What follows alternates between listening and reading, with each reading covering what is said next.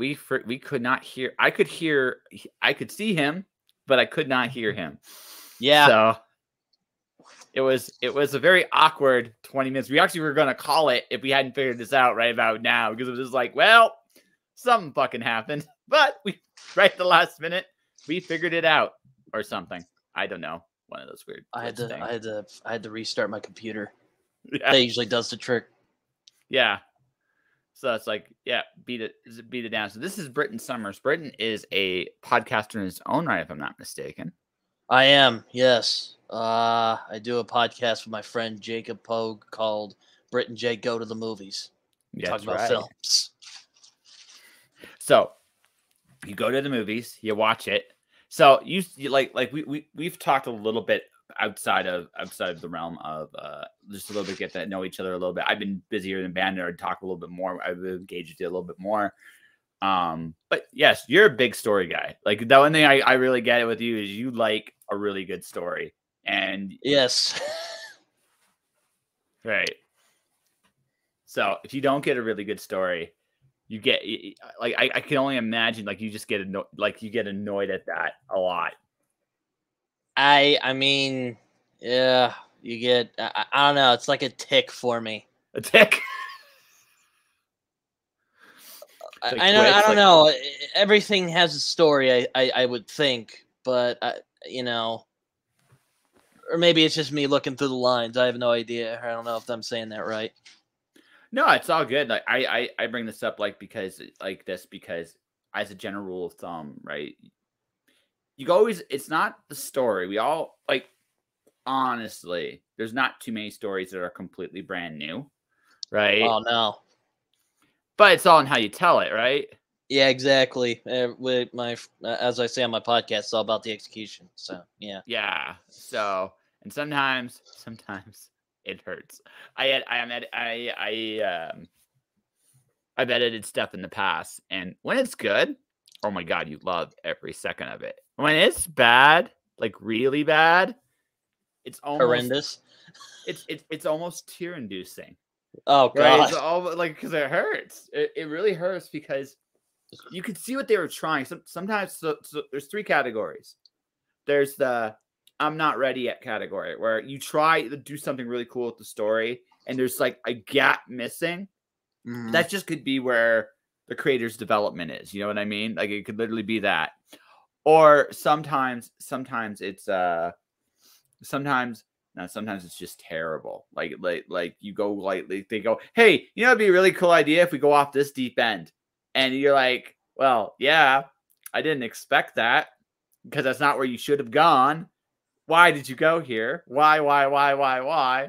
And then there's some weird mishmash combination of three where the story isn't coherent. The person writing it isn't coherent. And it hurts, man. Like, if you've ever been on the editing end of things, like, you know what I'm talking about.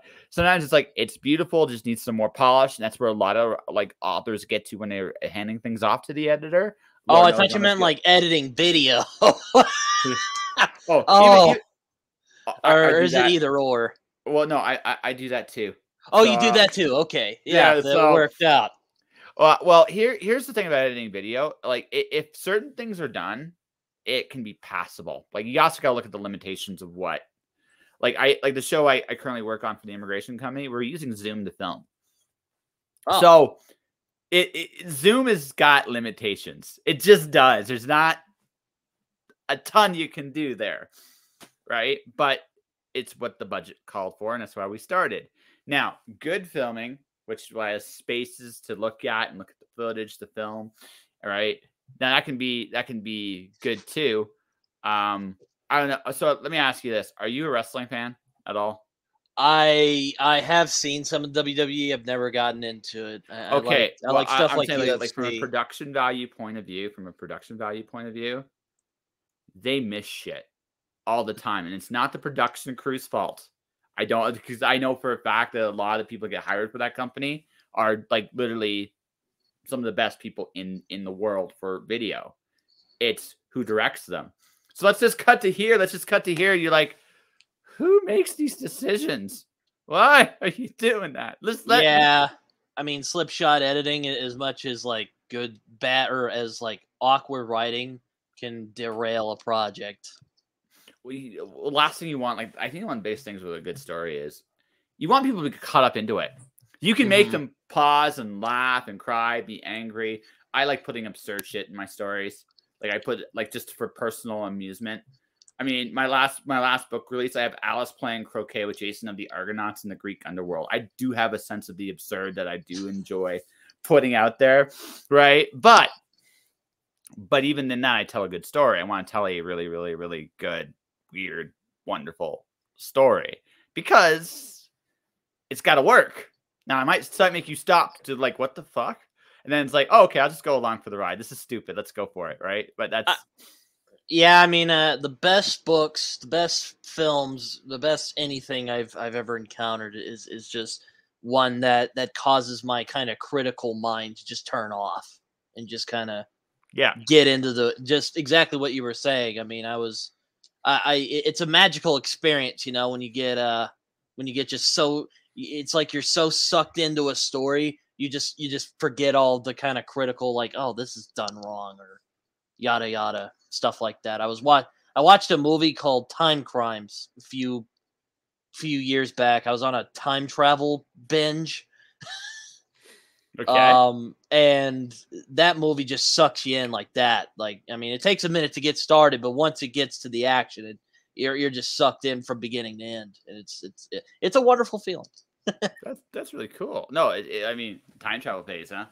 My very first like novel I wrote as a teenager was a time travel novel. So as a sci-fi nerd, I've always been curious on how because I'm just about the thing where, okay, I don't mind playing with familiar concepts, but how can I do it in a like way I've never seen it before?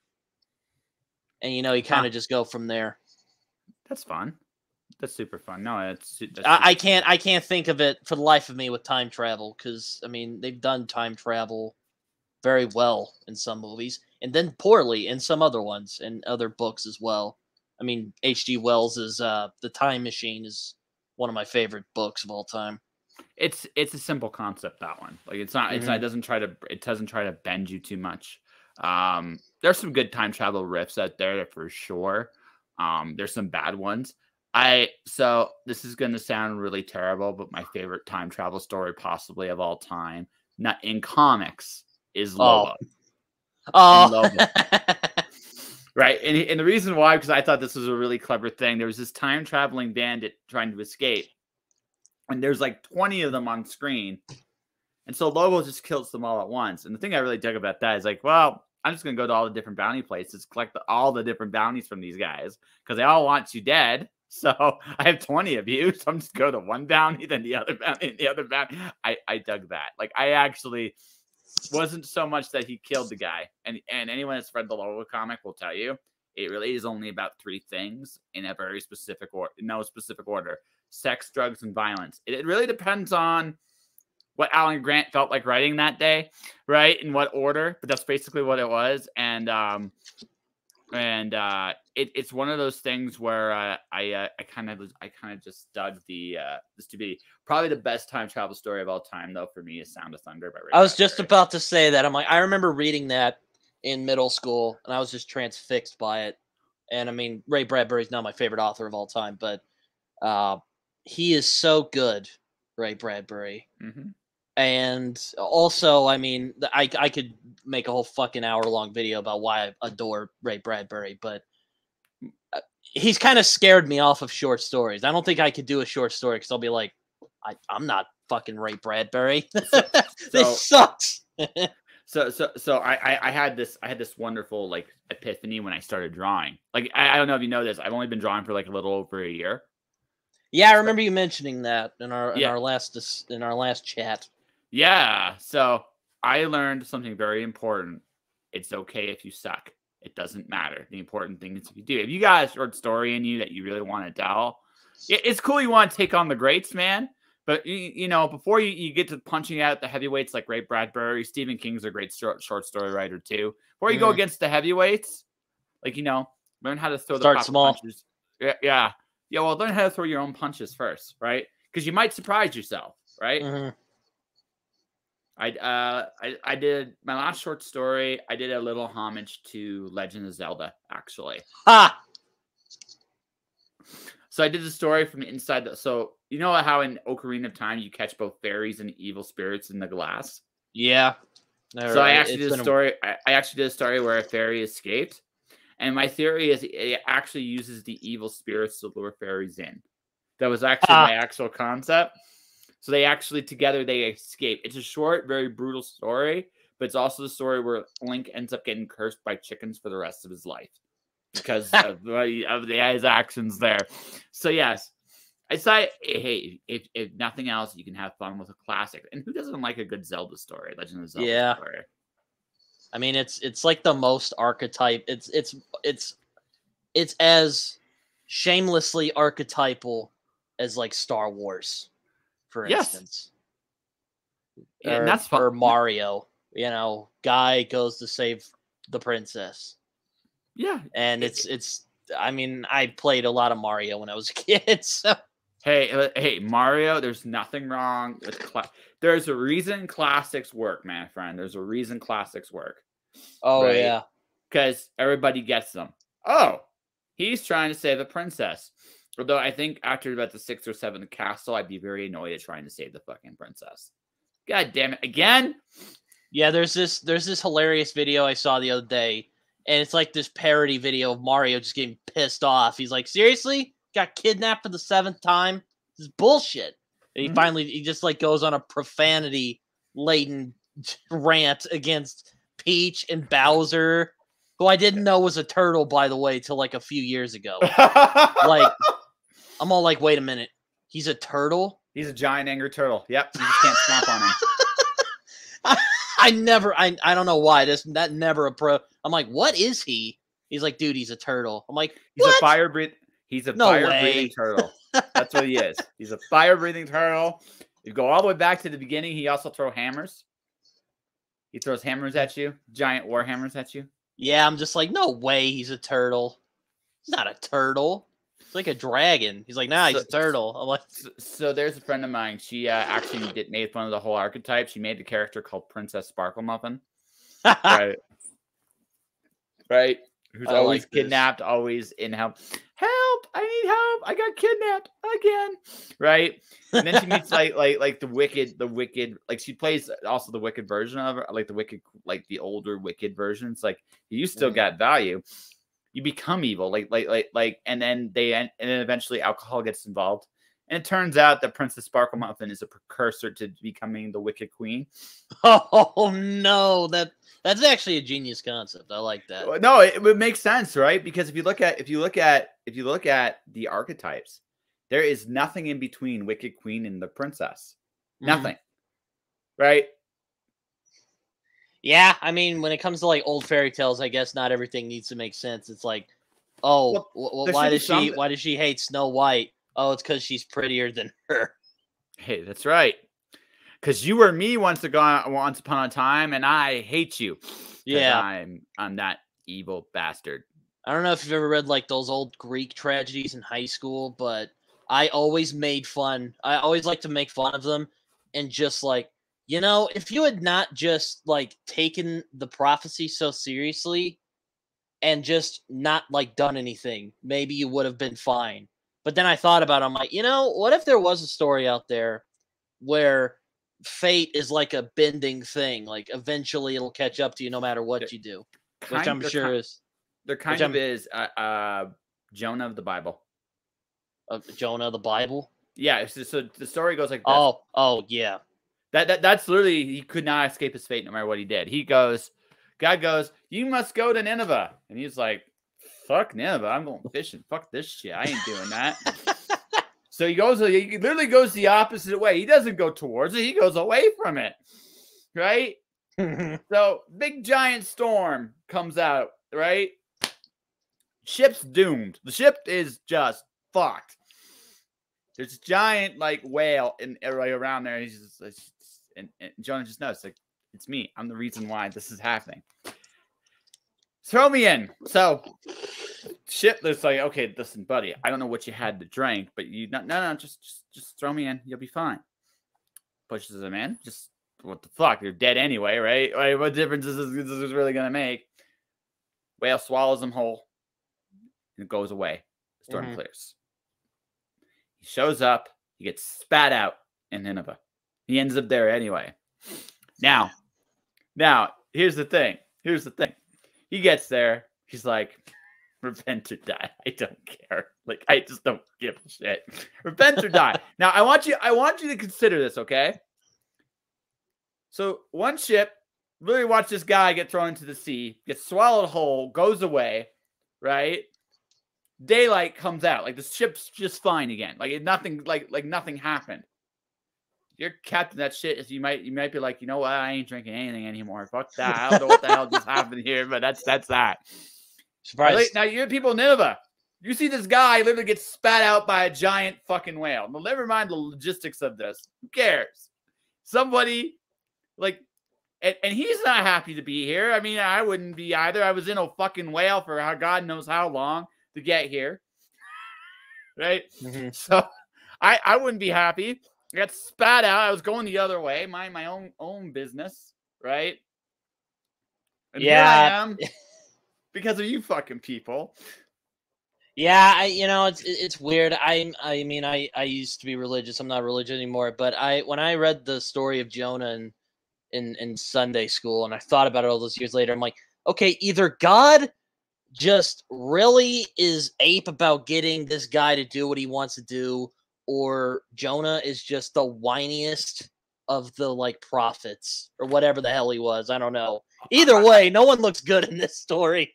No, but see, here's the whole like you want to make the argument for you can't escape your fate. It's like I remember later on in the book, like he starts bitching about the sun like being on him, and he gets like a vine, and he starts bitching about the vine, and God's like, fine, I'll just fucking make it die then.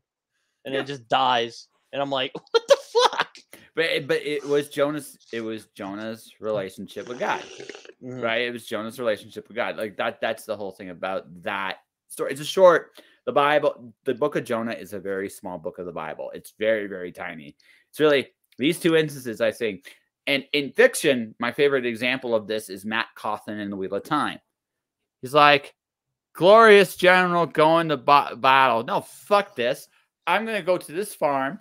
I'm going to take a fucking nap right here. I ain't going anywhere. He goes to sleep. He wakes up. The battle is literally right on top of him. It's like the biblical equivalent of a bad marriage. Yeah. So I mean, this whole idea, like the whole idea of not avoiding, like you can't avoid certain things, that's been very ingrained. And sometimes, I don't know about you in real life, sometimes that is the case. Sometimes you're like, well, fuck. Right? Right? That's literally that was me like last week. I had to do a photography assignment for my class, and I had someone help me, and they fucking drugged their feet to the last minute, and I got really pissed off because I don't know how to fucking... I mean, I can use a camera, but I don't fucking know how to, compose shots, and... I probably should have just done it myself, but I wanted help because I'm an idiot. No, but and here you are. It happens. You're like, oh, what the fuck? Why am I here? What the fuck am I doing? There are like, I truly do. I do believe in God, but that also, even so, I've always had to believe that I have this weird concept of, I have the Forrest Gump approach. Sometimes you're just put in situations like you're just meant to be here. Yeah. Right. You're just meant to be here, and you're just like, why am I meant to be here? You just are. Right? Sometimes that's all the answer. I sometimes, there's those times I do wish I was as simple as Forrest Gump, because, it's like, I guess there's a certain nicety about not being, just taking what you're given and you don't question it. Well, no. But at the same time, there's a lot of downsides to that as well. Well, did he though? Like I look at the part of the story where he just spends about 2 years running. Yeah, that's a weird one. Well, no, but it was his grieving process. He had lost his friend. His relationship with the woman he loved had kind of gone its own weird way. He had a lot happen to him, and he's just like, you know what? I need to check out for a while.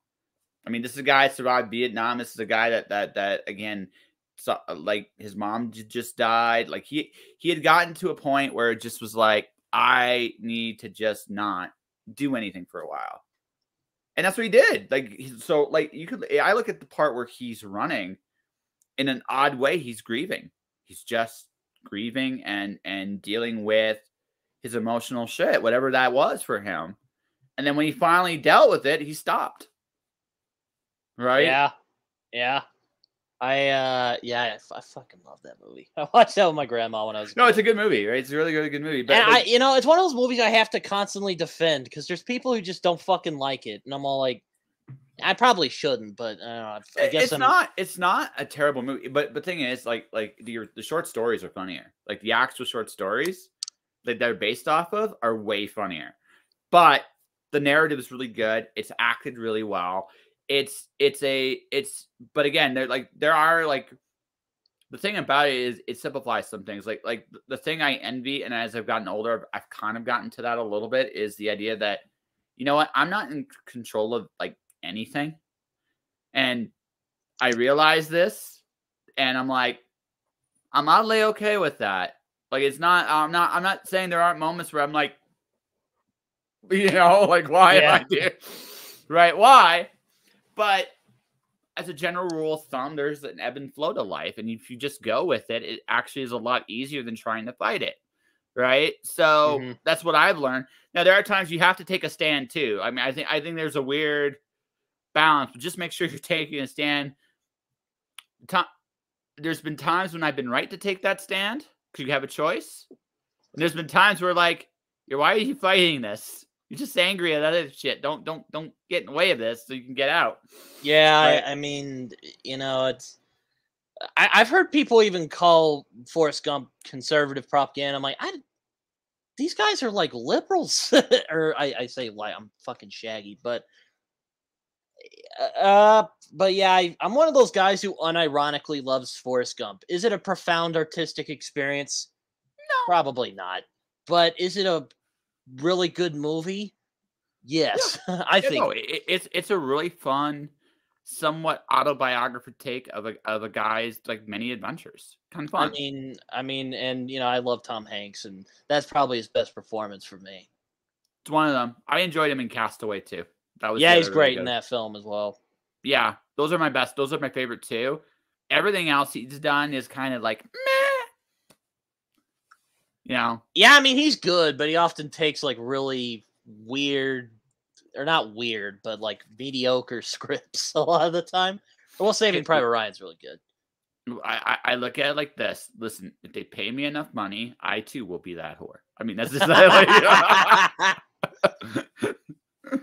yeah, it's a weird thing. It's a weird thing because I work I don't work, but I do work, but I'm an amateur critic, and it's a weird thing trying to kind of find your style because I don't want to be one of those like super like mean critics, like super blunt critic, but I don't want to be like too nice either. So I try to find a balance. Be honest, but don't be an asshole about it. Have you ever worked on a film set? Well, I made a really crappy short film in middle school, but on an actual, like, official, no. I've never worked on a film set. This is what I would tell any critic, any of you. Actually do it. Go get yourself on a set, even all you're doing is sweeping up cigarettes, right? Because what you want to see is, it's good to see the deglamorized version of the job because it gives you an insight into some of the decisions that are made. Sometimes, like for example, you will look at a television show, especially a syndicated television show. Mm-hmm. Sometimes you're going to be looking at them and going, okay, why the hell did they do that this week? And sometimes the answer is this simple. Dude, we film 42 weeks in the year and we're doing the same shit every week. We just wanted to go a little batshit for one episode. So we did. So we could feel better about the rest of the time because we didn't want to go insane. And we didn't care that it sucked because we're going to be back here next week doing another one. So, right. And there is a humanistic quality to like a good film, a really good film, a good movie is a minor miracle every time because it's the right people at the right place at the right time with the right result, director, like everything has to kind of align. And if one or two little things go off the rails, the whole project can go off the rails. So it's a really, I think it's a fascinating look. Now you might be nicer to the actors. Still, when it's shit, it really is shit. And trust me, you'll be able to tell the difference if you actually go on one of those things. Like,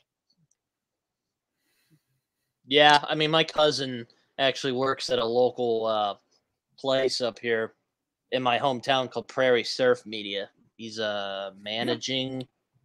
He's a forget exactly what he does up there, but he's like one of the managers up there. And I'm like, oh, that sounds cool. I gotta check that out.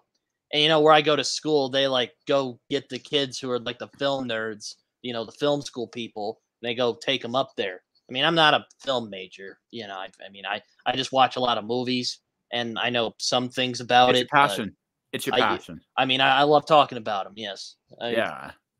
I love storytelling, man. Really, Yeah. that's about it. Doesn't matter what it is, what it's in. I love it. You know, even with video games, I got my video games. I got my comic books up here. Yeah. I got a bunch of shit in here. A bunch of shit in here. See, I'm somewhat envious. I'm in a very weird space right now. Like everything's about to magically transform for me. I think because of everything I've been doing and pushing for. Good, bad. Like I've been freelancing for the last 2 years, but I've been kind of traipsing about and living like a soldier. Now I'm like, okay, let's see if I can make some real motherfucking money doing this. And as strange as it sounds, I can. Like I've come to that point where I think I figured out how. We're gonna find out in the next month or so whether this is actually true. Yeah, it's funny. I see your wall, and it just made me think of something my teacher said earlier today because I went to class today. And he's just like, yeah, you could film in here, but the walls are just fucking, they're white. And you'll think, who the fuck died in here? Yes. And I don't know why, but that just made me laugh. I was just like, what the I never would have thought that because I'm very, you know, I guess I'm not, when it comes to like normal things, I don't get that imaginative. I'm just like, look, there it is. That's all I'll say. Well, you know, it's just, it's not to say that it's not to say I don't like batshit insane movies because I mean I really love the film Fear and Loathing in Las Vegas, and I mean that's barely a story, but it's fucking awesome to watch. I love that movie. That's an oldie but a goodie at the same time because oh wow, I got 3 drinking draws and like back to back to back. That's kind of crazy. We'll talk about that later. No, the thing about media, the thing about doing this is there's all these moods and settings and stuff like that when you put it. Like I said, a film is a very magical thing to put together, and everything can change the impact, the tone of a story. It's a really, really tricky balance to pull off. And once you figure it out, like, okay, if some things anyway, it's like, hey, cool. I can tell a story in this room. One of my favorite movies was actually shot literally in 2 rooms. Oh, yeah. What movie is that? The Disappearance of Alice Creed. Oh, I don't think I've even heard of that. I mean, it's an independent I've heard of a lot of movies. I've heard of a lot of movies. Well, it's an independent film, but what they did was it's cool. Like the first 2 minutes of the movie, or the first 3 or 4 minutes, you see them setting up this room in such like, which I thought was a neat thing. It was a wonderful exercise in a filmmaker creatively using the spaces they have, because obviously with films, the other big thing about films is the cost of insurance is ridiculous with film. That's one of the bigger expenses with it. It can be anyway. And so if you're going to film a movie, they literally had like 2 or 3 scenes or settings, right, for the whole movie. But most of it was in this room. So you saw them set the room up so that no one could come in, no one could come out. It was blacked out a certain way so no one could see what was going on. It was a very neat first 5 minutes. It set the tone, and then you bring the unconscious girl into the scene. This is how the movie begins. It's like, oh, okay. Yeah, I mean, I've seen a few films that are, you know, shot in one room, like 12 Angry Men. Yeah. Or, well, you could. Well, would you say Glenn Ross is a movie that's shot in one room? It's pretty much a one. No, Glenn Ross is an incredibly smart movie. Very, very. I love it. It's well written. Like it's well written and well performed. It's low budget. It's a low budget movie. You can see it. You can tell that. Yeah. Mm-hmm. I actually just like one of my favorite scenes is Alec Baldwin's like lone appearance in the movie is brutal. And he just chews out everybody. Yeah, no, because there's some hard truths in that moment too. It's like, yeah, I know. Wow. Right. It's like, wow. But again, and oddly, I don't necessarily think that the guy is a prick. He's being a prick because the pressure of the sale. Yeah, he's trying to make a point. Yeah. Yeah. It's not just. Yeah, he's not doing it. Now, the way he talks in that movie, you can't say that today for a lot. Yeah. You know, I always, it's a pet peeve of mine when people say you can't get away with this today. But, you know, it's true. There is a lot of things that you probably couldn't fly today, like Blazing Saddles, for example. I would love to see if they could try doing that. They're trying to make a movie called Blazing Samurai, which I'm sure is not going to work, but, you know. Listen, we'll see it. I guess we'll see. Yeah. Hey, listen, I no longer underestimate the power that is of, you know, people coming up with their own stuff to like new ways of doing things. I no longer judge. I know deep down on the inside, somebody will think of a way to make this possible, or at the very least, halfway believable. I was also going to mention Locke. I don't know if you've seen that. I haven't seen that one. It's when Tom Hardy. I'm a big fan of Tom Hardy. Tom Hardy is basically in a cab ranting to himself, and you might think, "Oh, that's stupid," but when you watch it, it's very compelling. It's surprisingly very compelling. Well, because again, if you look at all these like low budget films, or they don't have anything but the story. Mm-hmm. They don't have the special effects to run and hide to, right? Mm-hmm. And they just have a good story to tell. Like, okay, so I'm like I said, don't hold this against me too much. I haven't seen the new one yet. What? I enjoyed the original Matrix trilogy. The first, most people. Yeah, don't hold this against me too much. I don't like the Matrix films, but you know what? I'll let you talk. Or well, I was gonna let you say what you were gonna say, but yeah. I like so the first movie does an amazing job of telling a good cinematic story. Mm-hmm. Its story and the effects work very well. The second movie, Reloaded, okay, it's a middle one. It's kind of like it's trying to get you to the final movie is what it's trying to do, and it's okay. I'm not going to say it's great, but it's okay. It's watchable. The last movie, I should not have been laughing in some. Like I still like it in spite of all its flaws. I admit it's like my dirty little pleasure, but even I can honestly look at that movie and say, no, this is not a good movie. It is bad because so the scene I remember most on that one is Agent Smith with the cookies. Yeah. Yeah, I love it. I love it. Yeah, I remember that one. Like, fuck everything else in the movie. Like, just the rest of the movie, there's good and there's bad, but that scene in particular takes you right out of the movie. It just it destroys your ability to get back into it because unfortunately, the moment he threw it into the wall, you just cannot help but laugh. You just. And then he gives that evil laugh. It's so good in the worst way possible. Yeah, I love it. Yeah.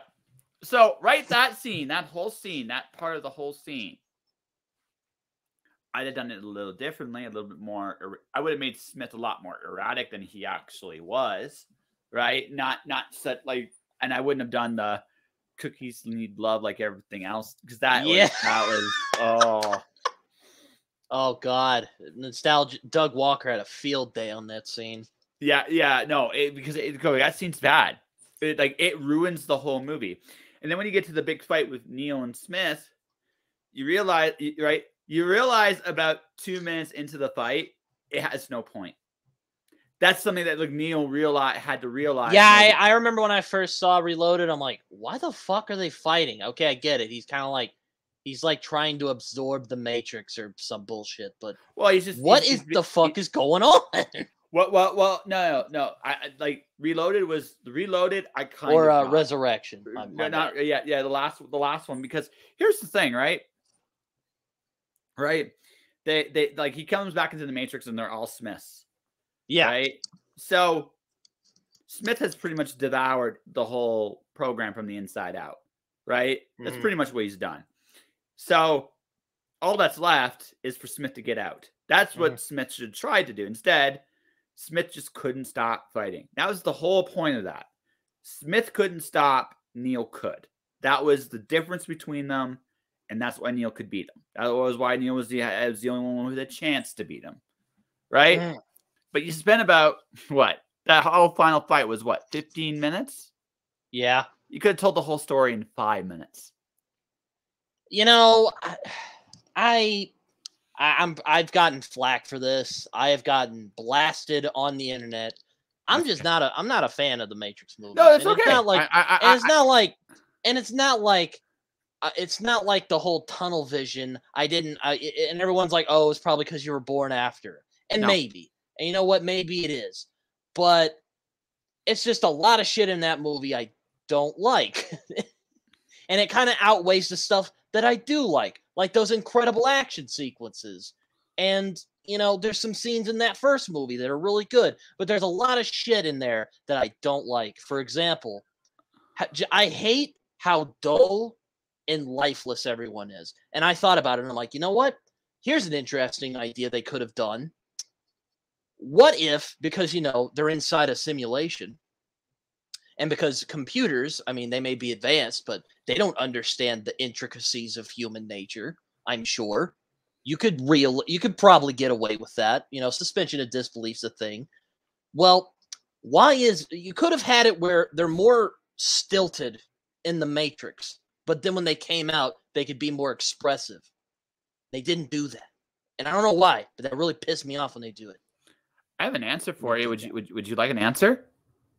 Sure. Shoot, man. I'd love to hear what you got to say on that. But that always bothered me. PTSD. I never thought of that. Explain. Explain. So think about this, okay? For the most part, now they were all a little younger than Neo was when he got unplugged from the Matrix. But think about this, okay? Mm-hmm. You get unplugged from this thing you thought was real. Yeah. And you realize that you've been lied to your whole life. Now, as someone who has observed the last 2 years of human nature, one of the things I've realized our biggest flaw psychologically is this. If we invest in an outcome, we see nothing else. So suddenly, you have now no choice. Your belief in whatever it was you believed in does not fucking matter. This is the truth. Right? Mm-hmm. That would jar you. I don't care who you are. That would jar you. You'd have no choice but to adjust. Then on top of that, okay, you're fighting. These machines are trying to kill your ass. Yeah. All the fucking I'm sure time. I'm sure there's a lot of pressure there. Yeah. So my answer to you on that one is PTSD. Because right? I think it's a good answer. That is a very interesting answer. I mean, it doesn't change what I think about it. No. That's an interesting way of looking at it. Yeah. You gotta look at like I said, human psychology, right? Mm-hmm. Human psychology is we have a period to adjust, but we're always under constant pressure. And let's face it, they are right. Then you're going to cope. You're probably going to be a little more subdued because you're dealing with whatever internal battles you're dealing with. Right now, that doesn't mean that again. I like the first. I think the first movie is pretty damn good. Now, I acknowledge the flaws of the rest of the series. I just acknowledge them openly because there's nothing I can do to defend myself. Like not even a little bit. Yeah, right? yeah. I mean, but they're not good. Oh yeah. Hey, listen. If you can enjoy something that's terrible, as long as you can acknowledge it. Like like for example, the first Star Wars trilogy. I don't enjoy that one, but there are people who do, and man, I love those. I love those movies. Those were like some of the first films I ever saw as a kid, so I'm probably very biased there. But yeah. Yes. oh, don't get me wrong. Star Wars, the original Star Wars film, I've read about it. That film probably would not have worked if Marshall Lucas wasn't a genius editor. I'm just going to put it that way. Because that movie, like, think about, it's kind of like Jaws, made by his friend Steven Spielberg. But, I wasn't trying to make a point there.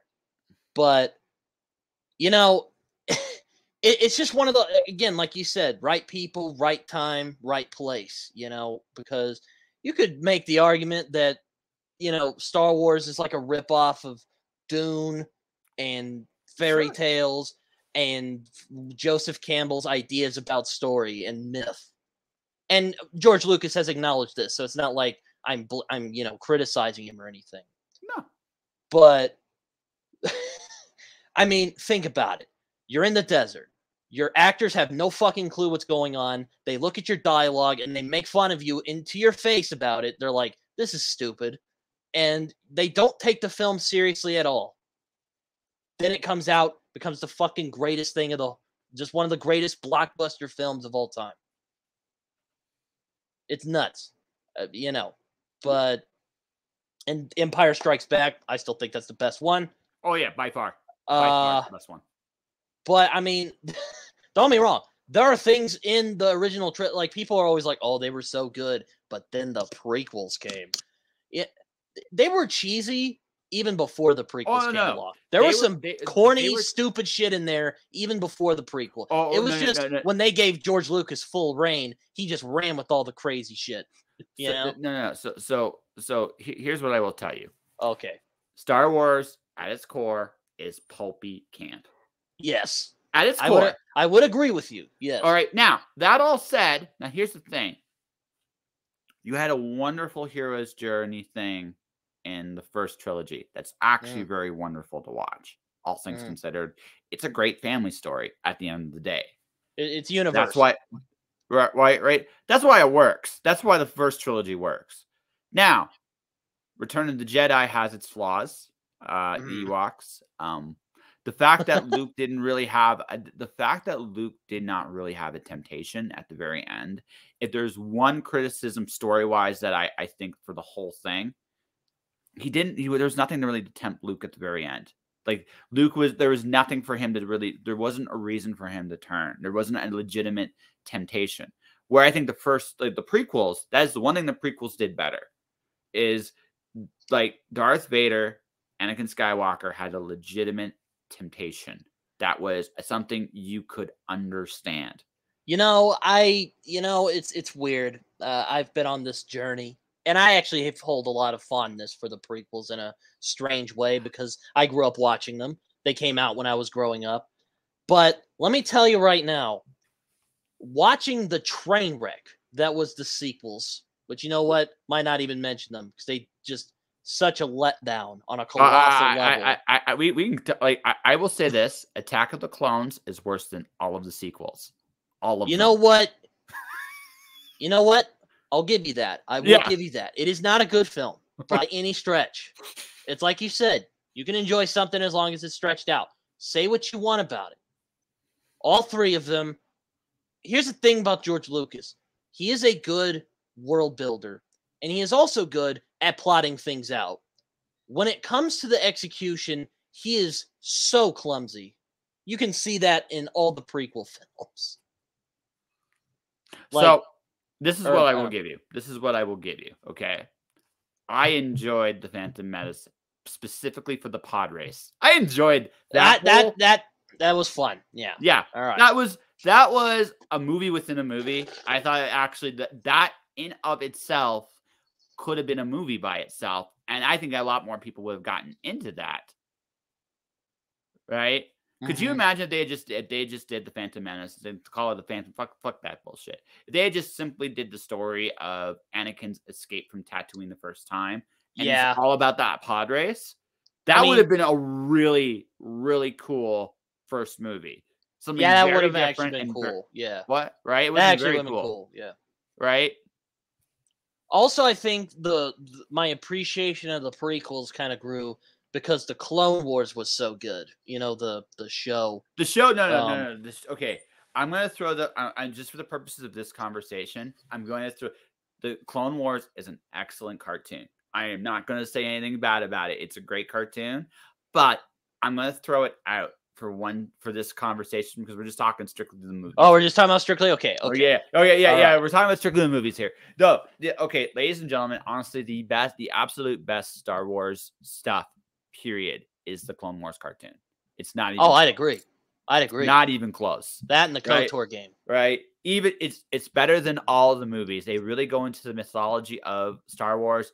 Anakin is such a more interesting character in there, right? Like you could see his descent, but you also understood why. It was much more interesting than anything you'll ever get in any of the movies. Any of them, including the original trilogy. There, I said it. I'll stand by that. But, right, but when you look at the movies as a whole, I don't mind the Phantom Menace. It just had the unfortunate honor of competing against the first Matrix movie. Also, what the fuck does the Phantom Menace even mean? I know now. That's I know now. I understand now what it meant. It means Palpatine, but that's never fucking explained in the movie. No, it's not. And that's what's so stupid. It's like, okay, Revenge of the Sith makes sense. It's Revenge of Palpatine because Palps is the Sith and he takes over the fucking universe. Yep. Attack of the Clones. What the fuck does that even mean? Okay, that is explained. But the Phantom Menace, again, what the fuck does that even mean? We don't even know. They never explain it. No, it's terrible. Here's I'm gonna go with Plankett's criticism of the original prequels. Oh God, I love them. No, I think it's fair. This is the flaw of the prequels. This is where the sequels beat the prequels. Don't get me wrong. We'll get to the sequels and tell them why they're problems too. They have a lot, especially the Rise of the Skywalker. Oh my God. That first hour. Don't even get me started on that. Shit. I legitimately think the turning point, Last Jedi made one mistake. Just one. What was that? Mistake was, we'll get there. We'll get okay. there. We'll get there. All right. We'll get there. All right. Made one mistake. I thought that one mistake is what cost them the whole second trilogy. Right. That's right. It's not. Wait a minute. We'll get there. Here's the problem. I have no idea who the fuck Qui-Gon Jinn is. I can't describe him in this. I can't. No, let's keep okay, we'll go all of them. It doesn't matter. The only character that felt like a human being in the entire original prequels was the Emperor. Oh my God. Yeah. That's the problem. And there's some things I still really enjoy about the prequels. Ewan McGregor, he was so good as Obi-Wan. I honestly can't wait to see him again in Obi-Wan Kenobi, the miniseries. I hope he just gets better scripting, but he was phenomenal. I hope something to emotionally invest in him. Yeah. Obi-Wan in the original trilogy, you knew who he was. He was very interesting. Even the short time he was in the series, very cool. Obi-Wan in the prequels, it's a fucking plank of wood. Yes. I wonder if Ian McDiarmid just told George Lucas, he's like, can I just wig out? McDiarmid had the distinction of being in all three sagas. Although the last one, I don't fucking acknowledge that thing. No. But no. Here's the thing, okay? Don't even get me started. He understood the camp of the series. Oh, I love it. I love him. I love him in these movies. He's so good. No, because he understood like what the role is here. Like, I'm this over the top bad guy. The best thing I love about like Revenge of the Sith is, he's an evil son of a bitch, and he does his fair share of stupid shit. Like, I mean, stupid shit in the third movie. But again, don't think too hard about the opening like 30 minutes of the movie, because if you do, it hurts your brain a lot. in some ways, right? Don't think also too with hard. Also with the Phantom Menace, you know, his plan is nonsensical. Just yeah, like, no, it's totally right. now, of course, when you think about it, like when someone explains it and is like, he was trying to like do this to get the like Republic to act because it was already yada yada. Again, back in the Clone Wars, because you know the show basically is like, okay, we're just gonna give context to everything, but you know we're not talking about that. No, but because the Clone Wars, with all due respect, that's the only thing about it. It's cheating. It gives context to the prequels that didn't exist within the prequels themselves. But here's yeah. But the thing is, everybody in the prequels are just a fucking plank of wood. Even Samuel L. Jackson, yes, who's like the most badass guy alive, who plays and that is why it's like, come on, the sequels are better, dude. That is the only I'll give reason you that. why. I'll give you that. Sequels do have more personality. Like the sequel, the characters, you can definitely tell, okay, this is what makes them tick. This is, you know, what they like to do. This is what they don't like, and yada yada, all that stuff. They feel like real people. I'll give you that. Aside from that, it's a fucking train wreck. Okay, so let's go to the sequels because I think. Okay, let's go to the sequels. Are you here? Okay, I'll give you this one. I'll give you this one final props to the original prequels because this is I think where George Lucas's real strengths are. So if you look at the first trilogy and the prequel trilogy, every movie felt by and large different. Now he made some mistakes, like I wouldn't have had Anakin kill Dooku like 30 minutes into the movie. That kind of was fucking Christopher Lee too. He's like, well, no. I see. I understood kind of a little bit what was going on, but the moment he killed Lee, it's like, okay, you're Darth Vader. You killed all the tension for me, and like, you killed all the tension. There's no going back. Hey, all that's left now. Duel of the Fates is fucking awesome. Okay, that's Phantom Menace, right? Yeah. Oh no, Duel of the Fates is Phantom Menace. I mean, the battle in Mustafar. It's fucking awesome. I don't give a shit if it's. I don't give a shit if it's over choreographed or if it doesn't feel, you know, if it doesn't feel like an actual fight. It's fucking awesome. Okay, no, I love it. It's interesting. I'm not like again. What I will give you is that each of the George Lucas original 6 Star Wars, I'll be right back. Feel different. That's what I'm going to give you. He does. Every movie feels a little different. Hold on real quick. I'll be right back. No worries. Ladies and gentlemen, we are taking a quick second here because for whatever reason. And while that's going on, just like say yes, we are nerding out over movies and books and stuff tonight. We're just having a fun little conversation. So, in the meantime, folks, if you are watching, you are listening. Hold on a second. I think he's about to come back. All right, my mother called me. No worries.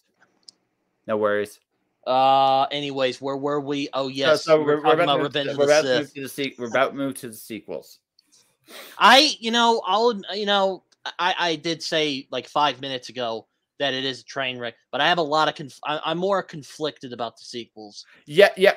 So the Force Awakens. Here's the thing: for what it served its purpose, for what it was a good soft reboot. It's what it was. It does it like for all the other. Now, again, you got to turn your brain off a little bit because, you know, there are some things about it that make no fucking sense. Mm-hmm. But, right, most importantly, their new Death Star weapon, right? The new Death Star weapon, if you actually think about the physics of it for just a second, you're like, nope. I mean, there is that suspension of disbelief thing, but, you know, I don't want to. There's a point, like I said, if you have to turn your brain off too hard, your suspension of disbelief just goes down the toilet with it. I get what you mean. Yeah. So, but all intents and purposes, I do think the first movie is good. I'm not going to say it's great, but it's good. Right? Yeah, I mean, my thought on it is, okay, yeah, it's A New Hope. It's basically a remake of that movie. But you know what? It's fun to watch, and I like the characters. It's like it's kind of evens out, I guess. No, it's a solid 7 out of 10 movie. It's 7 out of 10. Exactly. It's not. Yeah, right. Last Jedi is polarizing. Let me tell you, I've been kind of nervous to say I actually like that movie. I think it's actually now. If they actually had a plan and whatnot, and they didn't just fucking make it up as they were going along, I think they could have, really stuck with it as a great movie. I think it is a very good movie. It's definitely one of the better Star Wars movies. And I'm biased because I tend to like movies that try things differently when it comes to like sequels. So I'm going to tell you where it failed. This is where I say like it failed in the most crucial thing, unfortunately. That's why I think it kind of wrecked the final movie. They didn't give a really good resolution to Rey personally. The big thing about the first movie, Rey was a mystery in the first movie. And you could get away with that in the first movie because it hooks you to see where it goes. Now, The Last Jedi actually does do a lot of mirroring to The Empire Strikes Back. They like the theme of failure in The Empire Strikes Back. Everybody fails in Empire Strikes Back. Yeah. Everybody fails in Last Jedi too.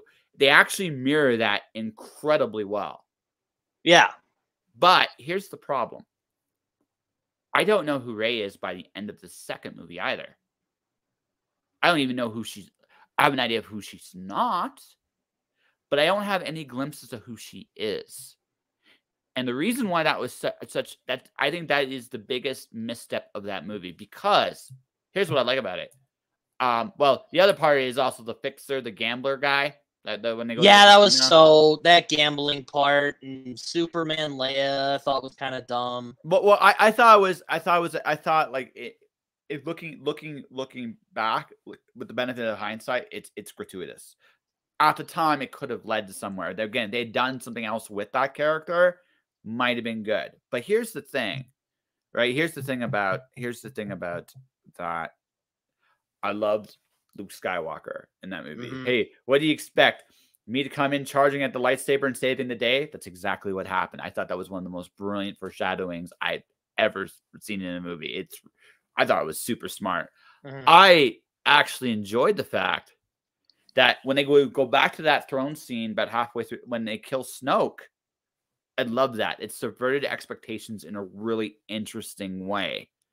I thought that was a brilliant choice. Yeah, I thought so too. I remember I was in the theater watching it with my dad, and everyone started cheering when the lightsaber went off and he like fell into two pieces. Yeah. Now, I could complain because I really like Andy Serkis, and I think he's underutilized in a lot of films. But on the one hand, I think it was actually a really clever idea. Just like, let's get rid of this evil big bad and just make it Kylo Ren. Because I thought he was actually a very compelling character. Yeah, because he's not Darth Vader, and that's the whole point of his character. Everyone's like, he's just whinier Darth Vader. No, that's the whole point of the fucking movie. He's not Darth Vader, so he has to kind of, even he struggles with that because he wants to be Darth Vader, but he realizes by the end of that movie that maybe he's not. Yes, and maybe that's not a bad thing. But again, I think the failure, if you were to trace that whole movie, was Rey. If they had given Rey just a little bit more character, just a little bit more to go with, like to answer some of the mystery. Who is she? She's nobody. So then what happened in that moment that she's trying to forget? They had done that in that moment. If they had done that in that moment, you would have cared a lot more for where she goes from here, because now because you still had a blank slate. Right? Yeah, I mean, Rey is she had here's the thing. She has the potential of being a good character. And she felt like a real person in the first one. Maybe a little bit too nice for your own good, which I think is hilarious when you consider who she's supposedly related to, which is utterly ridiculous. But she felt like a person, I give J.J. Abrams a lot of shit, but in The Force Awakens, how they introduced her was great. Yeah. Because it tells you everything you need to know without even saying a word. Yeah, no.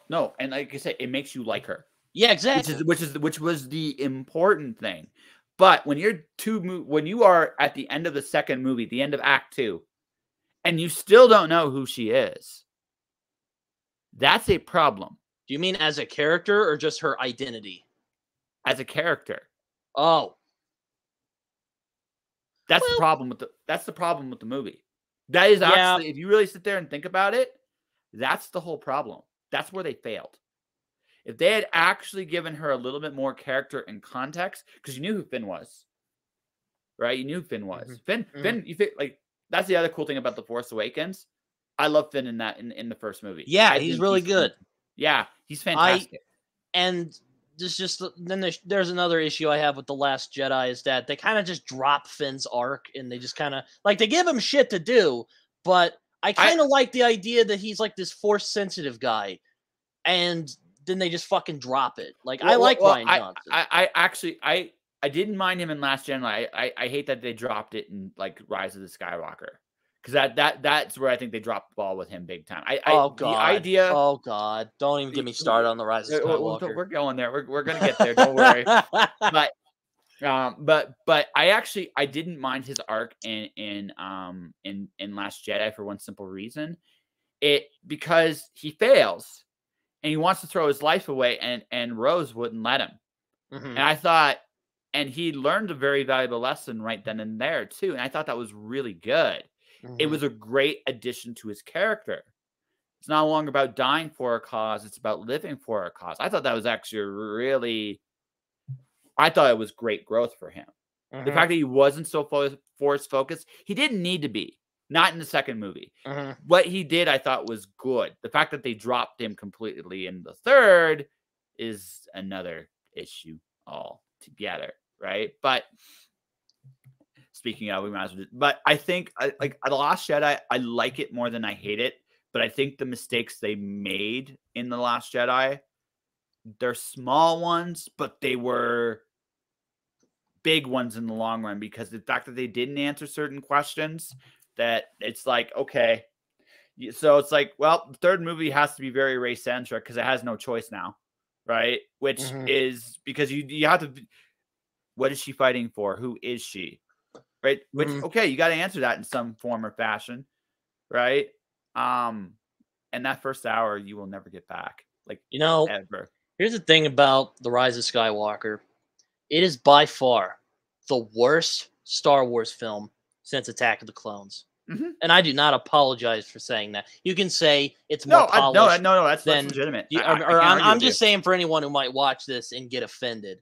Okay.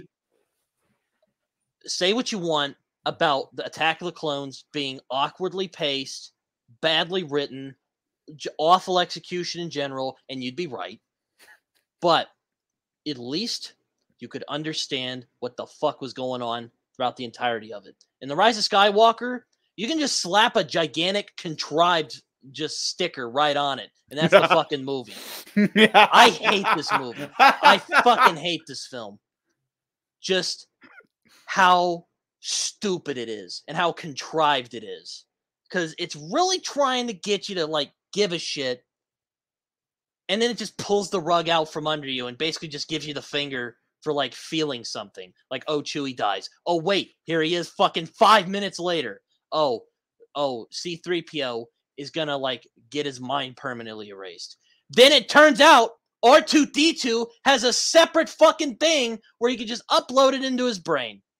And then Rey is Palpatine's granddaughter, which, by the way, gave me some very scarring memories, or not memories, but some scarring thoughts that I cannot take back, that I cannot unremember now, or forget. But it's so stupid. Like, there is no implication that she should be drawn to the dark side rather than, oh, she's the Emperor's granddaughter. It's so stupid. Yes. It is so bad. It is so bad. Okay. I hate it. I hate it. Hold on here. I don't mean to unload, but I hate it.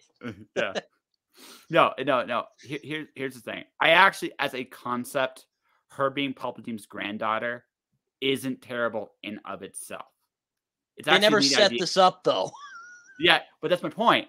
They didn't do it. Like, they had an opportunity. Force Awakens, I get why they didn't. The mystery was part of the allure. Yeah.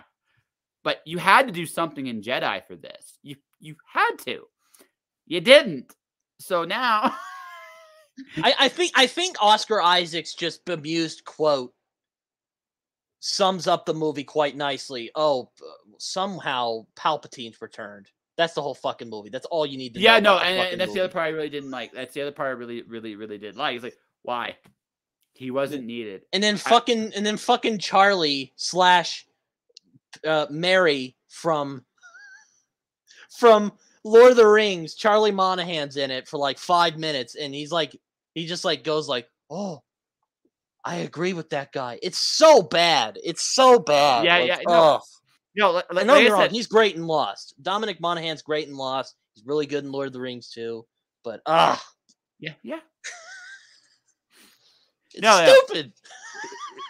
What was he doing in that movie? He had no purpose in the movie.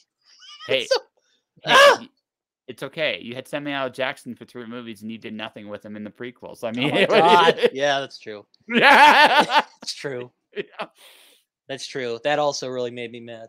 Yeah, so I mean, I'm just keeping it real, man. So I do think it's a baller move that he requested a purple lightsaber, and George Lucas is like, "Fuck it, all right." Like, yeah, why not? Fuck it, right? It's not. I respect that in like a weird way. Well, yeah, no, I'm gonna stand out somehow in this movie. So, right, and when I saw the whole Chewie is actually alive, I was almost like, when I was in the theater, I almost like stood up and just started yelling, but I had to like hold myself back. Like, that's how mad it made me, because I had a feeling it was gonna happen, and it did. And I was like, and I was just like, had to sit back and just. I even told my dad, I'm like, I bet you $10 it didn't happen. And then there he is, and I was just like, ugh. Deep breath. We good? Yeah. We good? Yeah. And then the whole Palpatine's back. Yeah, which, I did not agree with that at all. You know what? Ian McDiarmid, I love him. He's great. Oh yeah, no. He's great. I love him. But dude, talk about just wiping your ass with the emotional core of Return of the Jedi. And the prequels. Just wipe your taint with it and just throw it out the window, because somehow he came back. It's just. And then just the cheesiest, I am all the Sith, and then she says, well, I'm all the Jedi. And then she fucking just evaporates him. It is so bad. It's just. Ugh. The same year, it was the last movie I watched in the theaters, by the way, before the pandemic, was Rise of Skywalker. Avengers Endgame, like that. That's how you end a franchise right there. Yeah, and don't get me wrong. I love the Marvel movies. It's not like a guilty pleasure. Like, I legitimately think they're well made. Say what you want. Like, Winter Soldier's probably my favorite, but aside from that, I mean, it's my favorite. It's my favorite. It's my favorite of the entire. So my friend, like Marvel movies, Endgame is what a beautiful love letter to Robert Downey Jr. Like, what an achievement! What an achievement! Mm-hmm. Just here's this insane idea: the MCU, a shared universe, and yeah, the Universal Monsters kind of did it first, but just this whole idea of them taking this big, gigantic story and ending it so beautifully in Endgame. Like, you're not going to do that for a long time. Like, that's a rare occurrence. Okay, so anyway. This is the part where I'm going to say something unpopular. I'm never watching another Avengers movie. Oh, no. You know what? I don't blame you, because, in all honesty, it wrapped up so beautifully in Endgame. That's part of it. It's like, unless there's a different reason that you have. Well, no. Here's the only thing about the event. Like, okay, so here's the thing. I think Avengers Endgame. Okay, there's 2 things I really love about Avengers Endgame. First off, they kill Thanos twice. Oh, yeah. It's such a cool thing. I remember being kind of underwhelmed when he got his head chopped off. I'm like, what are they going to do? And then I'm like, oh, and then as the movie went along, I'm like, oh, okay. And then like No, that final battle, I'm like, that's what I was expecting. Like, okay. But here's the thing. But they did it in such a wonderful way because here's the thing. They realized too.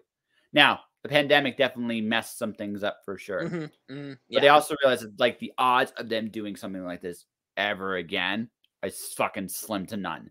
That, like, again, we talk about, okay, one film is a miracle of convergences. Even the worst Marvel movies, I do have some criticisms about how the tone sometimes I think is too samey for most of the Marvel movies. I get that, yeah. Yeah. I really think, and I really hope going forward they experiment with that a little bit. Not completely, but they need a little more variety, right? I thought 2021 was actually a really great year for the MCU. I mean, I didn't watch the Eternals, but the 2 movies I did see from the MCU, incredible. I mean, Shang-Chi, I did not expect anything walking in that movie, and I was blown away by it. And then I saw No Way Home, fucking probably the best MCU Spider-Man movie. Oh, well, or I thought it was. Well, no, it was cool. I haven't seen the last one of that bunch there. I do want to see it. I've kind of made a personal goal as a freelancer. One of the things, when I get to the point where I'm really comfortably settled in, I'm going to pick up the remainder part of the Spider-Man trilogy because I stopped right at Endgame. I haven't seen anything since past Endgame, right? Not because, not because, and actually, in all fairness, not because I was superheroed out for a while after that. That was part of it, but the other part of it was I got other shit I'm doing right now. So I'm gonna Black Widow kind of was underwhelming as well. But aside from that, 2021 I thought was pretty good. Yeah. So there were 2 really great ones, and then like one I saw that was really mediocre, and then one I just didn't see because it just didn't interest me. So what I'm going to be doing going forward with the Marvel MCU movies is the franchises.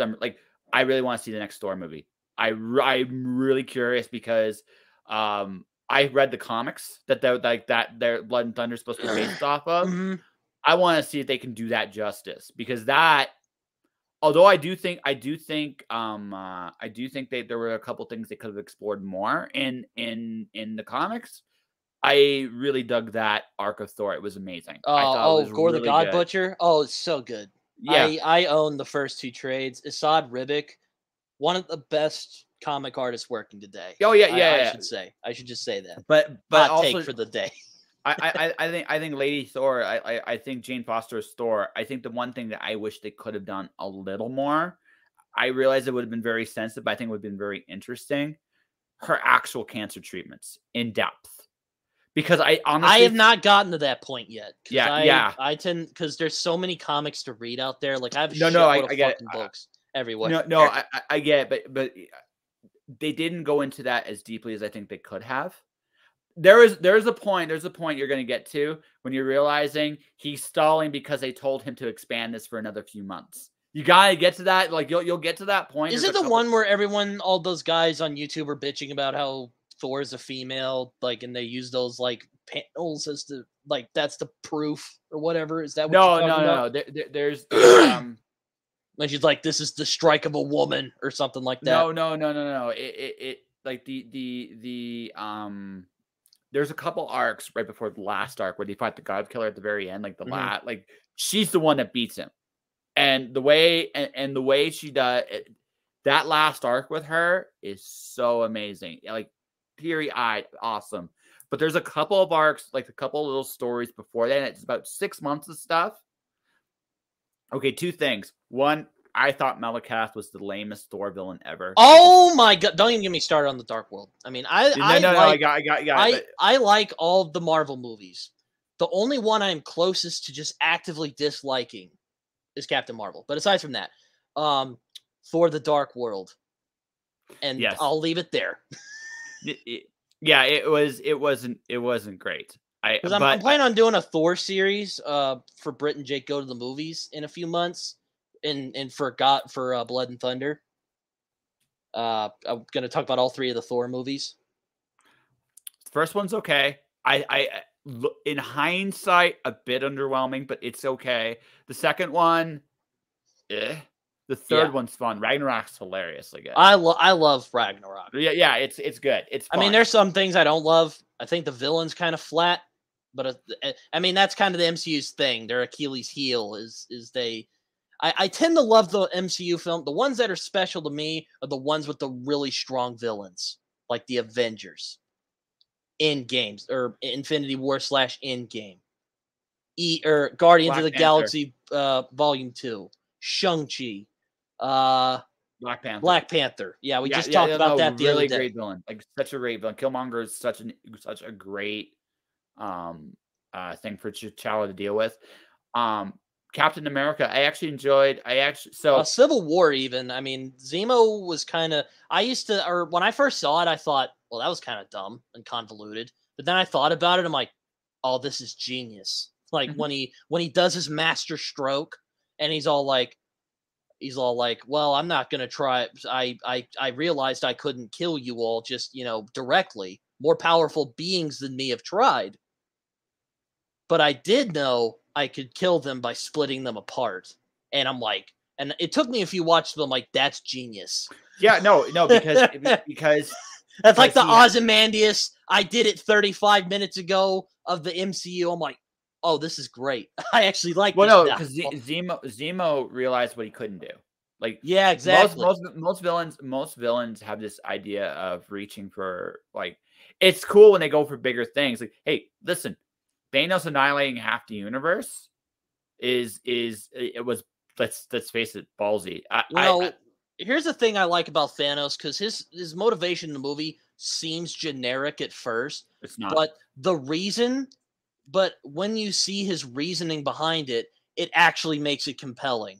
Like, he somehow makes it feel realistic and compelling. So you want to hear my take on Thanos in Infinity War? Yeah.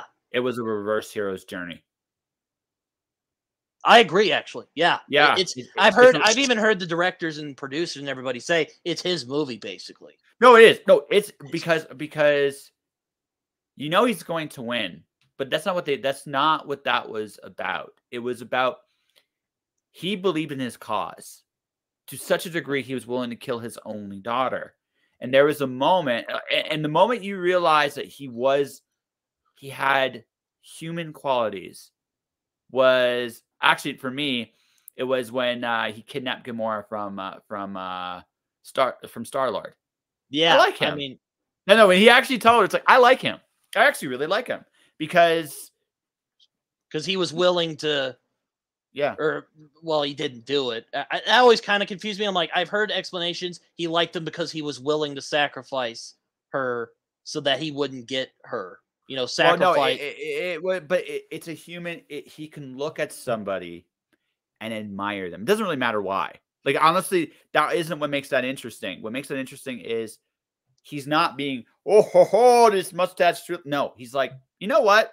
I respect you. Right? Exactly. a very basic thing. I respect you. I'm still stomping your ass, but I respect you. Right? It's the same thing with Tony when he just gives him the fucking I mean, I know it's CG, but it looks fucking gnarly even there. Or maybe it was actually practical effect. I don't know. But I love when he stabs him and he says, "I respect you, Stark. I hope they remember you when you come back." And I'm like, yo, respect that. And Josh Brolin is so fucking good. He's an underrated actor, man. I really think so. Well, yeah, no. And again, I love the fact that the deal. Thanos lost when Strange made the deal. I'll give this to you, but he has to live. That's the condition. And Thanos kept his word, right? So he had a code of honor. He had a sense of his own sense of right or wrong, even though it wasn't our sense of right or wrong. It was completely delusional. Yeah. Exactly. Oh, no. He was a zealot. Like, I mean, let's be perfectly blunt. Yeah. He was a zealot, but you understood where he was exactly. coming, right? Yeah. Mm-hmm. And that's what made him. And the villains of the MCU Marvel show, or they're kind of MCU, kind of not now. We don't really know. Like Daredevil. I don't know if you saw the show, but the Kingpin, great villain.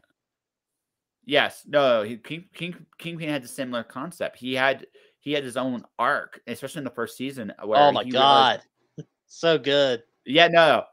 Daredevil is actually the reason why I stopped watching Netflix. Because I realize that Netflix is too much of an addiction I can't deal with. Oh, I thought I thought it was more of a. There's nothing better than this. No. Actually, I'll give you the rest of that story in a minute. But what I'm going to say about like Infinity War is Thanos' journey and the fact that he lost Gamora. Yeah. The fact that he lost Gamora and I even felt bad for him. Like, what the fuck is this? No, because it's all, again, going back to a biblical story. It's Abraham. It's Abraham. It's Isaac and Abraham all over again. Except this time he went through with it. So did Abraham. Abraham was willing to go through with it too. God stopped him in the Bible. Mm-hmm. No one stopped Thanos here.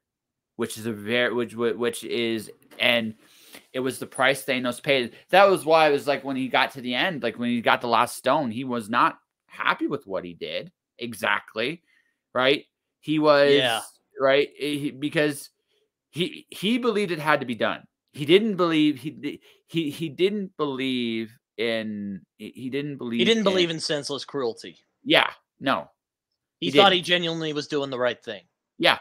I think the MCU Thanos is better than even the comics version. The comics one is just like a simp. If Jim Starlin's doing Thanos, no. Well, yeah, okay. Yeah, if Jim Starlin's doing Thanos, no, he's not. But it's Jim Starlin's Thanos is the motivation for the MCU's Thanos. They're very similar, right? So they're very, very similar. Now I'm confused. Because Jim Starlin created Thanos way back in. Okay, this is way back in the Silver Surfer, the original 1980s comic Silver Surfer. Mm-hmm. Thanos was introduced there. Starlin wrote Silver Surfer way back then, and very much Thanos' quote unquote rise to power was very much in the Silver Surfer books, and Jim Starlin wrote those. And so Silver Surfer was really a secret disguise for the rise of Thanos, right? So from like issues 38 to like 48, it's pretty much that's all it's about. It's Thanos' rise to power. But but his Thanos was interesting. His Thanos has always been that complicated in that he was doing things. At first, he did it for the love of death, which is why when you go back to the Avengers line to when you see Thanos smile, to fight them is to court death. That's why he grins, because he fainted them. All right, that's why he grins. I like I like in Infinity War and Endgame how they're reversed. Yes, where Thanos in Infinity War, the Avengers underestimated him. They thought, we've dealt with threats like him before, we can do it again. And Thanos, despite the odds, he won. In the other movie, the Avengers prepared this time, and Thanos was the one who underestimated them. So it's like, it's poetry. It rhymes. I don't think he underestimated them, actually. What I think...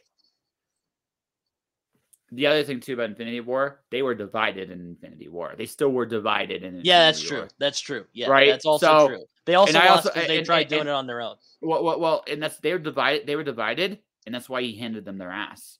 Mm-hmm. Because right off the bat, he's a threat because he takes down Thor and the Hulk in the first 10 minutes of the movie. You don't even see it, right? So those are the two strongest Avengers that we know of at the time, and he owned them. Okay, he utterly annihilated them. Yeah. So you get to that point, it's like, okay, he is not to be taken lightly. If he can take those two down, he can take anybody down on the team. So that's what happened. And so in the second movie, who's left? Because not everybody made it to that point. The thing is, here's the thing: you had the big cosmic baddie, and you had a bit of his story in there. Mm-hmm. But now it's the other way around. You're going back now to the character moments of Steve Rogers, Thor, and Tony Stark. It basically, in one very real sense, the last movie is really about those three. It's not about anybody else. It's about those three. Yeah, it's about them coming back together. Yeah, the band's back together. Kind of. I thought that Thor was amazing. Yeah, people made fun of him, but it's like he failed at the most catastrophic manner. You drop something on your toe, okay, that sucks. Or, you broke up with your girlfriend because you said something stupid or whatever. That sucks. But he wanted to relish the kill of Thanos and overlooked the fact that he should have just finished him off right there without, whatever. Imagine what that would do to someone to almost kill the person who was about to destroy the world and fail. A little mistake wiped everything out. Exactly. Yeah, I know. Everyone's all like, "Oh, Fat Thor's lame." I'm like, okay, Thor in the original mythology and the comics, he's big on like drinking and having a good time as much as he likes doing, being the hero and whatnot, or at least in the comics anyway. But he likes to get down. So it's, I wouldn't say he's one who likes to talk about his emotions all that much anyway. No. So he probably internalized that guilt and PTSD and became fucking Fat Thor. Like, it makes sense. No, think about it. I love the conversation with his mom. I mean, you hate the dark world, but that almost that was great. That was great. That almost redeemed that movie. Yeah, exactly. Yeah. That's all right. She's like, I was raised by witches, boy. Yeah. I know. Like, I know it's about to happen to me, but no, he needed what he needed was the hammer, and I thought like that was good. That little bit of validation internally, okay, I can continue. And that's when Thor becomes something else again. He's still fat bastard Thor, but now he's got a purpose again. And I really dug I really dug that how Tony and Steve Rogers switched places. Yes, I love that too. Yeah. I love because in spite of everything, they're the opposites. Well, no. I actually was going to say Tony Stark had a good life even after the snap. He was good. He had some lingering guilt, but well, here's the thing, right? He cannot he's got a different perspective. I think he could come to terms with the fact that he tried, right? Right? It wasn't like Thor where he had the opportunity to. No, Thanos just kicked his ass. There was no ifs, ands, or buts about it. Thanos just kicked his ass. He could have chosen to keep going down this path. Steve Rogers has spent his whole life serving others. And even after the snap, he's like, "Let's support." No, absolutely. So my favorite part of that whole movie, actually. So it was a callback to the original Captain America. Hey, remember, where am I going to meet you for that dance? And he actually got that dance. I thought that was beautiful. Oh my God. Let me tell you, Tony's death was emotional, but bro, when he went back in time and danced with Peggy, I don't know. It reached something in that cold black heart of mine. I almost cried in the theater. No, it's beautiful. I don't know why. Why. That got to me out of everything. It's probably because when I watched the Captain America trilogy, it really made me like Captain America. I'm like, wow, he's actually a really compelling character. Because back then, before I watched the movies, I didn't really think much about Captain America. Well, after I saw the movies, he became one of my favorite heroes. I'm like, this dude's awesome. Yeah. No, he really is. Especially the Winter Soldier. I'm like, this dude's fucking awesome. Well, no, he is. But this is a man that lost everything and had been called to serve again and again and again. And he did it without a complaint. It's like, I think also it's like Ultron said, he craves the fight. Because, what'll happen if he stops fighting? Well, he has nothing. Kind of. Well, yeah. I actually don't. It's not that I don't think he craved the fight. Again, first movie. It gives him purpose, I think. Well, no, I go. He knows what it's like to be weak. Yeah. That's the thing about him. He understands. That's the beauty of Captain America. Yeah, no, that's it. That's what makes him such a good character. He's believable because he's never forgotten where he came from. He remembered being that scrappy guy that couldn't do anything. Well, he became something more, and he never forgot it, which says a lot actually about him, honestly, right? I was so when he got like I could cry. What? Like I could cry. Yeah. It's beautiful. Yeah. No, when he gets to the end, he's like, you know what? I'm going to live my life. I'm just going to live. I'm going to do everything I'm supposed to do. I'm going to return everything where it's supposed to go. But I'm not going to come back. I'm going to live a life. He earned it. Right? You know, I think it's beautiful when he just says, I decided to try some of that life Tony was telling me about. Yeah. And I'm like, that's fucking beautiful, man. Yeah. Yeah. Want to tell me about your wife? No, I don't think I will. I don't think I will. And I that's such a move. He's like, you know what? Nah. Yeah. Don't need to. Again, it's not about something I've learned from experience with my own dating history is you never need to brag. If you have a great thing, you know it. And that's all you really, as long as she knows you know it, that's all that matters. Fuck what anybody else thinks. Right? So that's I'm not here to impress you. I have what I'm looking for. You know? No, I mean, it's just, oh God, so good. And I mean, I think Captain America and Iron Man's arcs are great. Even if I think Iron Man 2 and 3, or you know what? I actually kind of like 3. 3's fun. You know, I think it's actually kind of underrated in a way. Because I like that it basically is like, okay, what is Tony Stark's superpower? It's not the armor. No. It's his mind. Yep. It's his intelligence. It's the fact he could make an Iron Man suit out of just scrap metal. Yeah. And it's like, okay, that's kind of beautiful. But at the same time, there's a lot of really dumb shit in there. Oh, well, okay. So a couple things. Okay. One, I love that he bosses that kid around. I think that's that's totally in Tony's character, you know. Yeah, no, that I think that encapsulates who he is. He's got a brilliant mind, but he's a bit of an obnoxious rich dude, and that's what makes him him. Yeah, right. And the extremists, like, again, I read the comic arc that's based on at least some of the concepts that they were fighting in there. Mm-hmm. The idea was to eliminate his need of being Iron Man again, like being Iron Man, the need of it. He's no longer about atoning for what he's done. It's now about doing the right thing for doing the right thing. I really like, even though you don't, I think you see Tony Stark's real growth actually in the first Spider-Man movie. When Spider-Man chooses not to join the Avengers, he's not upset at all. He's like, honestly, that's a mature decision. I respect that. Right? Right? No, because it just understood, like, you if you want to be here, you can. You're good enough. Yeah, but I'm at that point. I still need to get. I'm more interested in a neighbor at a time.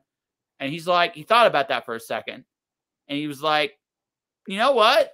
I respect that. I'm not. You're not. It's one of the best reasons.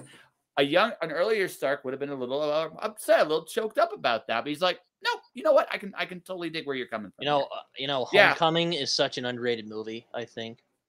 And I mean, you can say whatever you want about Iron Boy Jr. I don't give a fuck. That is a good Spider-Man movie. Or I think it is. It's the biggest thing I had going against it was there's been a lot of Spider-Man movies, even in recent memory. That's true. And yes. That's what that's what it really had going against it. It was, I like some parts of it. I do like some parts of it. There are parts of it. Yeah. He is a little too much Tony Stark's, secretary, as I'm lack of a better term. He's a little too much of that for my taste, but I get it too. Like they did something different with it because, again, no one needs the origin story anymore. No exactly. Yeah. Right. No one needs that. Everybody knows it. I like and plus Sam Raimi did it beautifully. So I mean, you know. Yeah. No, So I didn't mind. So I didn't mind both takes on it. I didn't mind the Andrew Garfield Spider-Man take on it either. I thought that was pretty good too. A little bit. The Andrew Garfield Spider-Man just kind of went off the rails in the second movie. Oh God, I was about to say, you know, one of my favorite episodes I did of one of my favorite things I did for Britton Jacob movies so far. Jacob and I did a whole marathon of watching all of the Spider-Man movies and talking about them. It was exhausting, but it was a lot of fun, especially when we got to the Amazing Spider-Man movies because we just got angry. I mean, my favorite Stanley cameo is in the first Amazing Spider-Man. That is a great cameo. I will give you that. We did acknowledge that was a great cameo. That is amazing. That was so well done. I was like, that is the best Stanley cameo I've ever seen. You by know, far.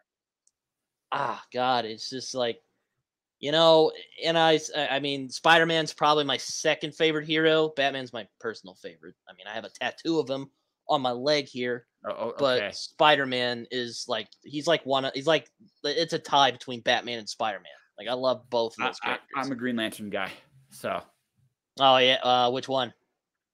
I grew up with Kyle, but I do like all of them in some way or another. I grew up with Kyle and Hal. I actually have most of the Silver Age run of Green Lantern.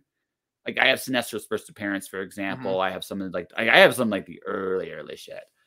But I grew up reading Kyle, and Kyle, if you want to be blunt, Kyle's DC's comics' version of Spider-Man.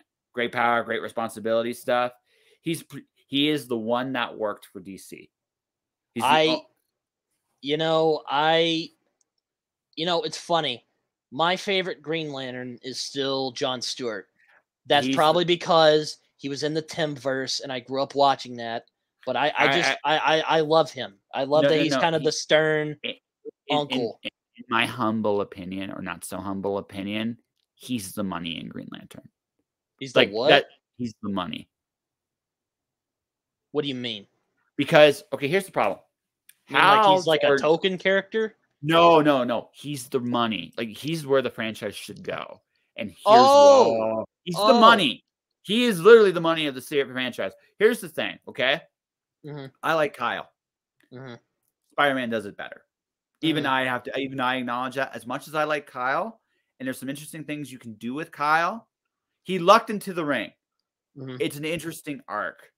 I actually have a Green Lantern cartoon series in my mind for each season being a different Green Lantern. John's is far and away the most interesting. It's not even close. Because, I'm lying. Guy's is nearly as good. But when you get right down to it, so John is the man. He is the iron will powered one of all of them. He fucked up. You want to talk about guilt? Like existential guilt? He makes Thor look like a candy ass. Thor, right? Right? I don't mean to laugh. I'm not like no, saying that. It's just funny that you said. I just thought it was funny you said that. No, he makes Thor look like a candy ass. He really does, because he screws up and a planet gets blown up under his watch because he was too cocky and too arrogant. Wait, which one is this? This was way back. You got to go back to like. Was this Alan Scott? No, this is John. This is John. This is John. This is John. I haven't even got. No, let me keep going. All right. You got the stage, man. Yeah. Okay. So it's your show. It's my show, but I mean, I remember we're gonna like. He marries another Green Lantern who happens to have ties to the big villain Sinestro, sort of, same planet. She gets murdered by one of Hal's most damaging, toughest villains ever. He gets abused by one of the Guardians. He becomes kind of like a half Guardian himself with the Mosaic concept. He's one of the last surviving Green Lanterns when Hal goes fucking nuts, right? And he goes through all of this. Doesn't break, doesn't snap, doesn't go batshit crazy. He is, every tragedy you give him, he comes back stronger. Everything you throw really awesome. No, this is who he is. Awesome. That's who he is. This is who he is. Oh man, this is why he's the money. Because man, he is literally he is the ultimate Green Lantern that has fought from underneath these overwhelming odds, and he is true to himself in spite of anything that has happened to him. He's such an amazing character. I can see why they went with John in the Justice League cartoon. I can see why he's one of my favorite episodes is when he's put on trial by the I forget what they call the council, isn't it? Or something, yeah. I can't remember what it's called. Just keep going with your story. I love that episode because it's just it makes the Green, because Green Lantern. It's a weird thing. I wouldn't say I'm like a huge fan, but I always thought they were interesting. Yes, exactly. Concept's cool. Well, that episode made the Green Lanterns really interesting.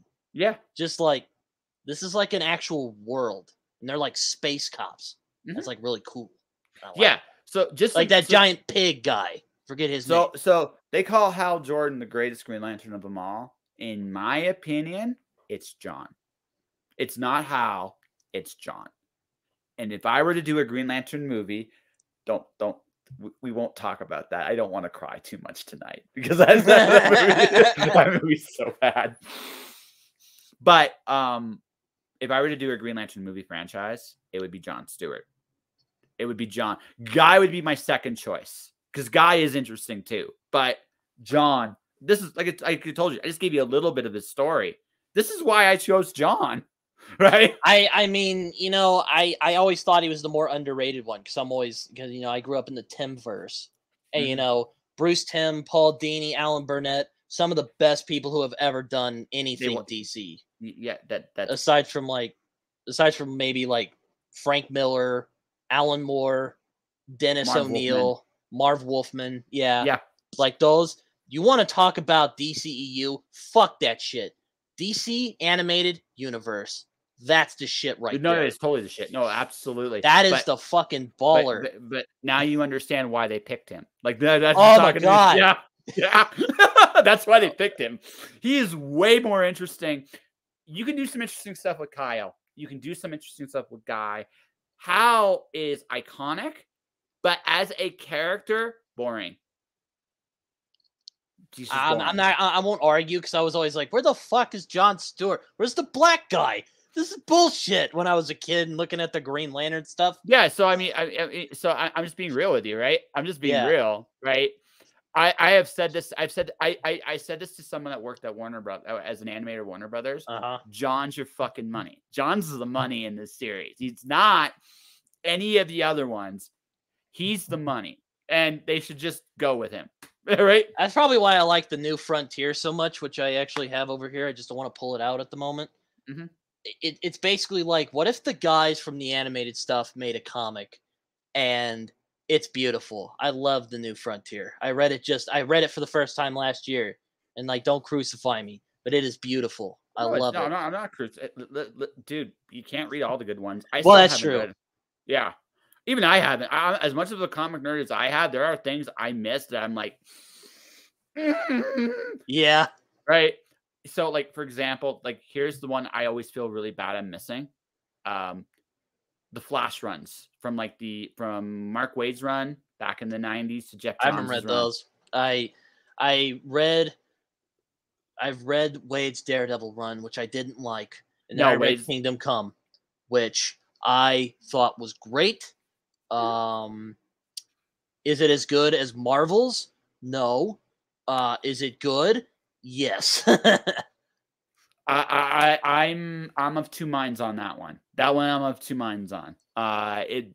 There's an argument both ways. That's what I will say. There's an argument both ways. I love that. One of the things I like about Mark Waid, at least in his early stuff, he understands like why superheroes are cool and why people like them. Yes. And Darwin Cook's the same way. Have you've read New Frontier? Yes, I have. Okay. Actually, do you know what I love about Darwin Cook's stuff? Like, this is not so well known. His redoing of the Parker novels. I read the first one and I really liked it. Yeah. I love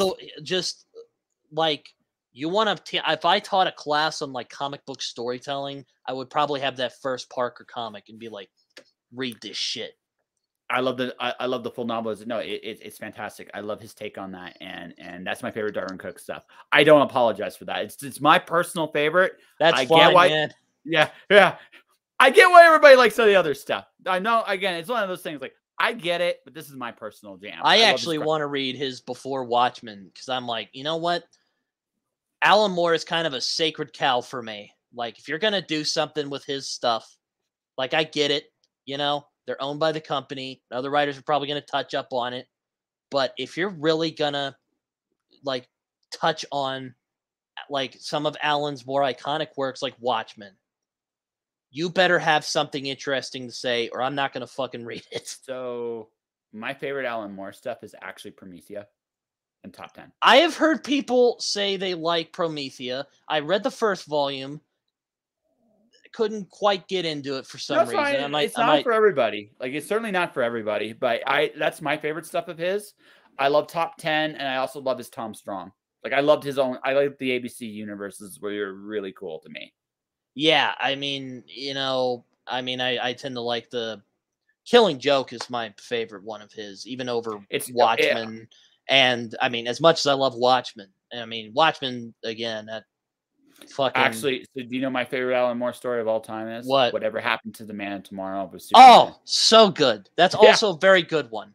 Yeah, I really enjoyed that one. It is the best. It is the best. It was the perfect way to close out the Silver Age Superman. And unfortunately, they never let him touch Superman afterwards. I got to check out his Supreme run, which was decent. I won't say it was bad. It was decent. He would have been a fun Superman creator. I would have enjoyed his take on Superman. Oh yeah, apparently he was a big like Superman guy. So yeah. I'm sure he would have loved to do it. And and I'm sad he didn't work more at DC. On the one, he's such an anomaly. He's such an anomaly in the comic book world. It's almost like he's impenetrable, and that's what I love about him. But it's also like one of the kind of blind spots for me. I mean, I love Alan Moore. He's my favorite comic book writer ever, and I get why he left. I'm not trying to like defend DC or anything. They fucked over some like creators and whatnot. But they've royally fucked over creators like the guys who made Superman.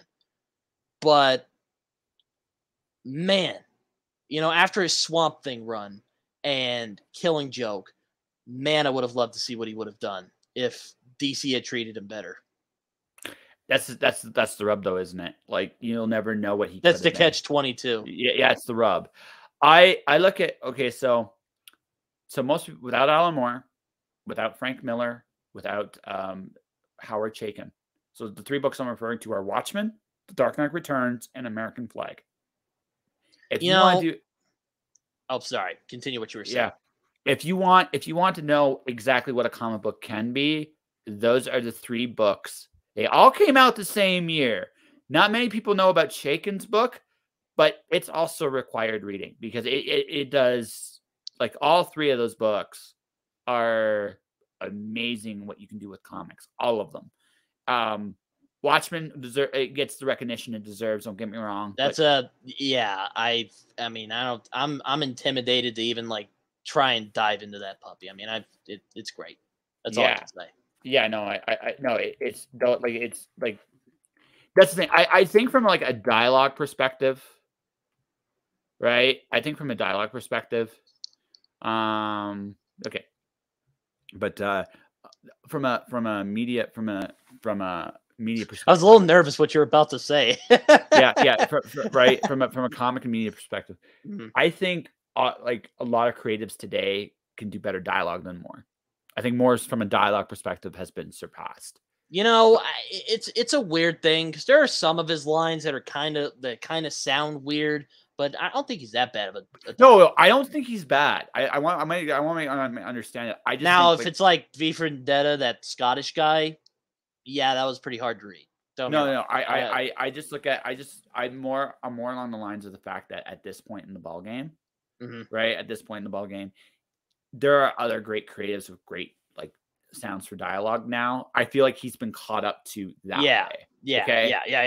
Yeah. But in terms of what a comic can be, how innovative that can be, and I should mention Dave Gibbons in this conversation as well. Yeah, because he doesn't get enough credit on this. But same thing, what a comic can be done, like Moore, Gibbons, Chaykin, Miller, Eisner all wrote the Bible on that. Like those are the I was about to you mentioned Dark Knight Returns, and I'm probably this is another one I get just fucking blasted about all the time. I think Year One is a superior story to Dark Knight Returns, or I like it better. I should say I like it better. Maybe not superior because that might be a bit too spicy of a hot take. Well, but you can have that opinion. I do think that Year One, I like it a lot more than The Dark Knight Returns. Mostly because of the art, because Year One has just some of the best Batman art I have ever seen. I'm just going to put that out there. Sure. I love it. And I think Frank Miller he did it like he was in a zone or something like that when he did year 1. I can't explain it. Oh, Frank Miller was at his apex at that, like in terms of as a creative in the 80s. Like the stuff he did in the 80s was like I think Miller gets too much credit for revitalizing Batman because Denny O'Neil did that. Denny O'Neil and Neil Adams and the whole Doug Mackey, I think is his name. Those guys think really brought Alan him Grant back. is another one. Yeah. Norm Burford. The creative team from 1986-ish all the way to 1995 were pretty much the same guys, and those Batman books are great. They really are. I think, and this is my spicy hot take. I think Greg Rucka taking over the books was a step down. Oh, I haven't read any Greg Rucka, so I can't comment. Well, no, they needed to change. Don't get me wrong. They needed 10 years with. Don't get me wrong. Denny O'Neil is amazing, but like Peter he's Davis, somehow iconic and underrated at the same time. At least, because he did so many. He did so many great like Batman stories. Frank Miller probably wouldn't have a career if it weren't for like Neil Adams and Denny O'Neil. Oh, sure. Well, no, I won't go there. He wouldn't have had a career at DC if it wasn't for because he also did. Well, yeah. Yeah. I mean, I think with Daredevil, he was just the right guy for the right time for me. But that's all. But again, that's all it takes, dude. Like that story is still probably is rated one of the best Daredevil. Don't get me wrong. You want a good Daredevil? You get Frank Miller on a Daredevil book. I will show you some greatness, and then well, at least when he was in his prime, you can give some greatness. Even The Man Without Fear is very good. But even though I'm not a big fan of John Romita Jr. See, that's a spicy take. I like John Romita. Another one, Frank Miller's art style. I think it's the art style for me that sells it on why I like year 1 more than The Dark Knight Returns, because I just cannot, for the life of me. It's not bad in Dark Knight Returns. Like sometimes I'll be like feeling edgy and I'll be like, oh, the art's horrendous. It's not bad. I just don't love the blockiness of Frank Miller's art. That's fair. Now, if it's something like Sin City and it's kind of like this ugly, kind of harsh, kind of book that Sin City is, okay, it works. But like with Batman, it's kind of 50-50 for me. See, for me, that's why it works for me. Oh my god! But here's the thing. No, I mean, I'm not trying to be. I'm not like trying to discount you. I just thought it was funny. I just thought it was funny. No. I see. This is the thing, right? It wasn't a typical Batman book. This was Logan before Old Man Logan. If you're really going to get down to it, I would say that I think Dark Knight Returns is better than Old Man Logan. I'm not a big Mark. No.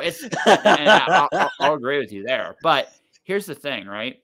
And sorry, I don't mean to interrupt, but no worries. I should give the context. I do like The Dark Knight Returns. Yes, you do. I think it is a good story. Mm-hmm.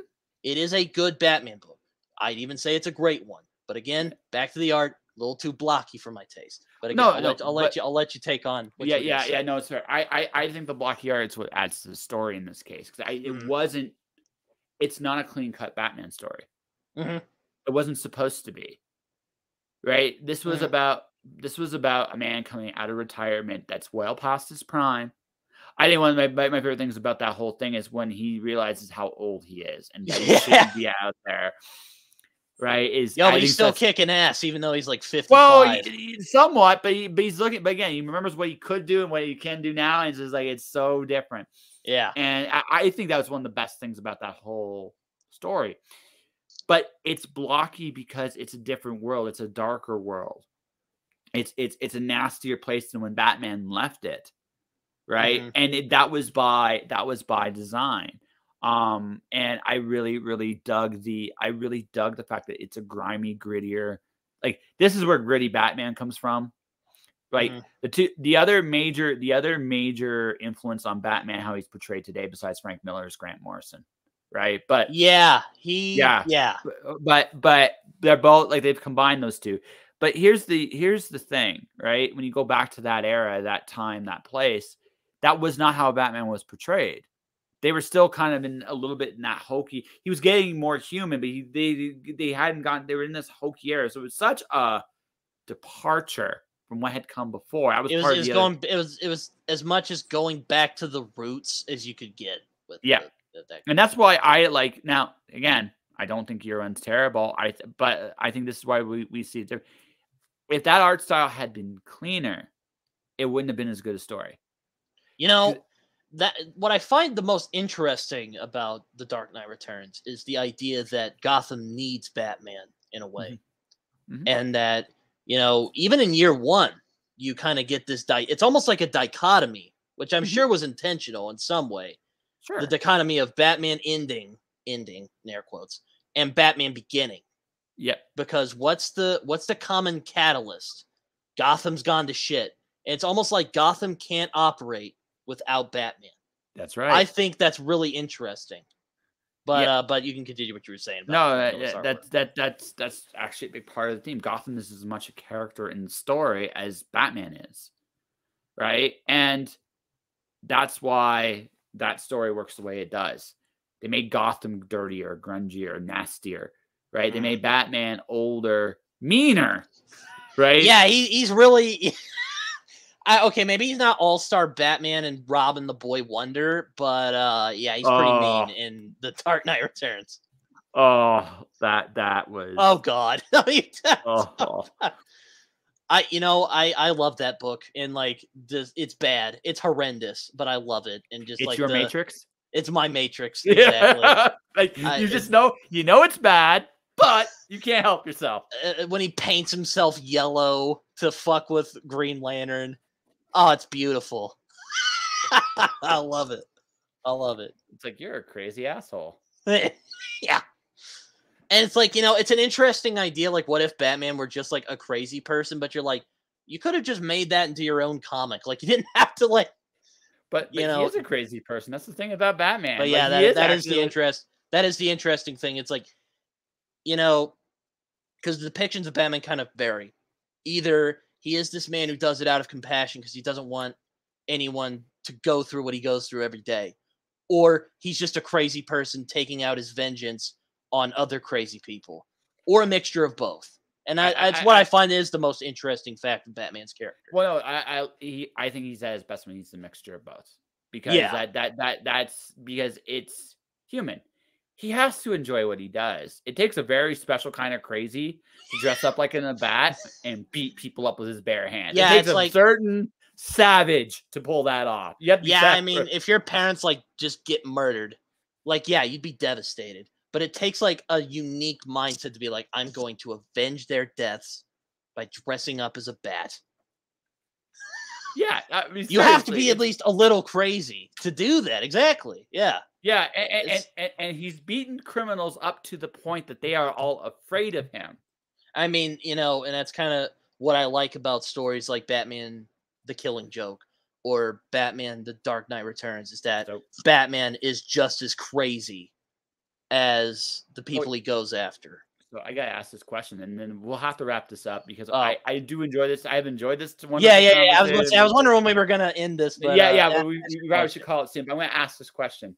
So did Batman kill the Joker at the end of The Killing Joke? Yes or no? Man. Oh, God. Thematically, I think, yes, he did. Because it's that realization that we are both just as crazy as the other, and there's just no other way it's going to end. It just, now, of course, there's the canon thing that, he spared him and whatnot. But just for that canon of the story, I think he killed him. Because he gave his last shot, like, I'm going to help you. And the Joker says no. And then he tells him the joke. And then Batman finally just cracks up. Because he realizes there's no hope here. This is the only way to end it. Like, that's the only way it ends thematically for me. I don't know. I'm of two minds with the joke. What do you think? I think he did kill him. Yeah. Oh, okay. but I do. Here's how I think this goes. I think in that last moment, after all the fucking crazy, it wasn't Batman and the Joker anymore. It was just two guys going, look. And one more with a little bit more sense than the other going, look. We're at the end of the rope here. Like I can't let you keep doing this shit. Right? Yeah. And you know as well as I do that this is only going to end one of two ways at this point. So I'm going to be a human being. I don't know what you went through. I don't pretend to understand. Right? But I want to help you. And for the first time, I think in the entire run of the Joker, there's a genuine answer. There's no lies. The thing about the Joker, what makes him such a powerful character is he has no origin story. Yeah. Right? There's no real reason. Well, no. We don't really know how he came to be, but the thing about the Joker that's so interesting is it doesn't really matter. What's important is what he wants. That's what makes him such a dangerous opponent. Yeah. He's an absolute. He's not really human anymore in the sense that you and I are. He's an absolute. So he's the Storm. But in this moment, he's not the Storm anymore. He's just a man realizing that there's no going back. And that realization, because he's sad. Like when Joker answers yeah. There's a legitimate sadness there. Like he realizes, I can't go back. I don't know how to go back. And he says, like, you can feel the earnestness when he says no. Like, it's not possible. Yeah. There's no going back. So it's far too late for that, is what he says. Yeah. It's what he says. And there's a moment. So now it's just two guys. Yep. Right. It's just two guys. No, seriously, it's just two guys. And it's just like, so what better appropriate way for the Joker to go out than to finally get with the Joker? So Batman Beyond, when the Return of the Joker, I think the part that I love about that is when Terry talks, you always just wanted to make the old man laugh, didn't you? Get a clue, he has no sense of humor. Going back to this story, like that line makes a lot of sense. Batman gives the Joker what the Joker has always wanted. A laugh. Almost like a last request, and then kills him. Huh. You like that? I you know what? Yeah, I actually do. Because, yeah. Like, we're all human beings at the end of the day. Because, I think what is so... Because originally it was going to be like Hugo Strange. That was Batman's, like, arch enemy. But then the Joker showed up, and it was like, fuck it, he just fits. We can't explain it, but he fits better, He will always be Batman's existential opposite. And I can't put it, you can't really, put it to words, but, I think the Killing Joke kind of goes beyond just their existential opposites. It's that they're two sides. They're both crazy people who, well, we don't know this about the Joker, but, Batman at least. Joker makes a point. Did you have that one bad day? And then you think, that's exactly what happened. Bruce Wayne saw his parents die in that alley, and it basically drove him insane. Yeah. And he became Batman. Yeah. And that's it. Like, again, in that one sense, they understand. And that's why that's why they are arch enemies. Because they have that weird bond in that way. Well, they understand each other. Exactly. They just understand each other, right? And that one, that's what they have in common. That is what they legitimately have. All of Batman's villains have something in common with Batman. All of them. Yeah. Right? For the Joker, what he has in common with them is like, you had a bad day. Or a bad thing happened to you, or a terrible thing happened to you. And you couldn't cope with it for whatever the reason was. That actually, now, if you tell that story, now here's the thing about the Joker. I'm giving like an existential crisis right now. Yeah. But here's the thing about the Joker. You can never tell that story. Because the moment you tell that story, it kind of ruins it. Well, it ruins it. His power lies in the mystery of who he is. Not that right, because that's his strength. The fact that you don't know, you can't guess where he's going to come from. The moment you understand him, you can predict him. He's at that best when he's unpredictable. So who he is actually doesn't matter for the purposes of him being a villain. What matters is what he wants. As long as he has a clear goal, he's compelling. Mm-hmm. That's it. That's how the Joker works. And so when you create somebody like him, that's what you need to worry about. Oh, I was about to say, well, how does that relate to Batman then? Is it because we do understand Batman and all the crazy psyche and baggage that comes with it? Okay, so think of Batman, okay? It's a crazy, obnoxious, rich asshole. Seriously. I don't know if I'd say it like that, but I get what you're saying. Yeah. Well, seriously. He spends all the... okay, this is a guy who has so much money. He could literally feed half the people in Gotham with his own fortune and probably not even notice. What does he do instead? He dresses up as a bat. He's got a utility belt. He's got batarangs. He's got a stupid fucking car. This is an obnoxious son of a bitch. I think there's no way around that. Yeah, like I said, special kind of crazy to be Batman. Yeah, no, absolutely. But what makes him human, his compassion for other people that have gone through things just like him. He knows and he understands that pain in a way like even other superheroes don't. He understands what that kind of helplessness feels like. And he wants to make sure no one wants to feel that way again. And that's what makes him heroic. Okay, beside the weird, the homoeroticism of it, him actually getting like adopting people that have been through similar bad things and train them to defend and prepare themselves, like Dick Grayson, Tim Drake. Now, grant you, the Robin costumes, especially at the beginning, yeah, okay, but again, and then you look at it like his villains, like his love interest with Catwoman. The reason why they connect is, again, they're two sides of the same coin. They both came from very rough upbringings. They both had some very hard answers. Just one believes on the side of the law, and the other one doesn't care so much. And you understand her perspective. But again, if you look at him as a human being, you understand why they do what they do. You don't understand the Joker. You're not supposed to understand the Joker, right? Yeah, because he's not really a man anymore, is he? That's right. But the moment you give him an origin story, you take that away from him. He's now a man. Right? I mean, I when you say his compassion, you made me think of this beautiful episode again of the Tim Dini Burnett Justice League Unlimited. Actually, the finale, when Waller tells Terry the story of she realized the world needs Batman, and this is why. Because, I think Waller is one of the most deplorable fictional characters ever, but that's another topic for another time. But that girl who is just from the card gang, I forget their name, the Ace of Diamonds, I think, and she has like a psychic thing wrong with her, and Batman, and they're like, wait, well, you have to go in there and kill her or whatever, and Batman's like, oh hell no, but Batman did it, and he didn't kill her though. He just stayed with her, and he comforted her for when she died, and I'm like, that's Batman right there. Mm-hmm. He understands that pain that she's gone through her whole life. Even if he was a rich guy who, even if he is a crazy rich asshole who beats up people. Yes. Like that redeeming factor is he understands that pain. Mm-hmm. And he does not want anyone else to go through that. Yeah.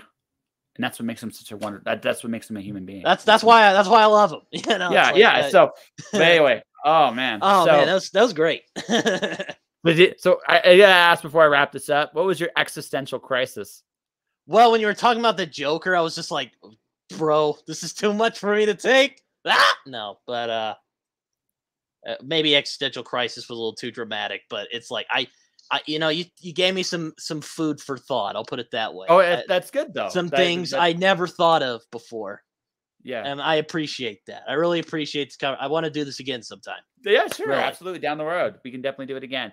So let's get to the shameless plugs and promos and stuff like that. So feel free to send me links to what you want. Like you got a podcast yourself where we can just like dimensionally eviscerate franchises, but also show undying love to the things we love. So you're like, again, you want to be a film critic. So I guess this is what you do. This is what you love. So what do you do? What you love? Where can people find you? You can find me on Twitter, some Okie Dude. You can also find me on Goodreads. I do book reviews on there, comic reviews. Also, I'm on Letterboxd, some Okie Dude. You can find me there. Also on YouTube, some Okie Dude. You can find, or you can just look up Britton J Go to the Movies, and I do a podcast every Monday. And you just talk movies, like why you like them.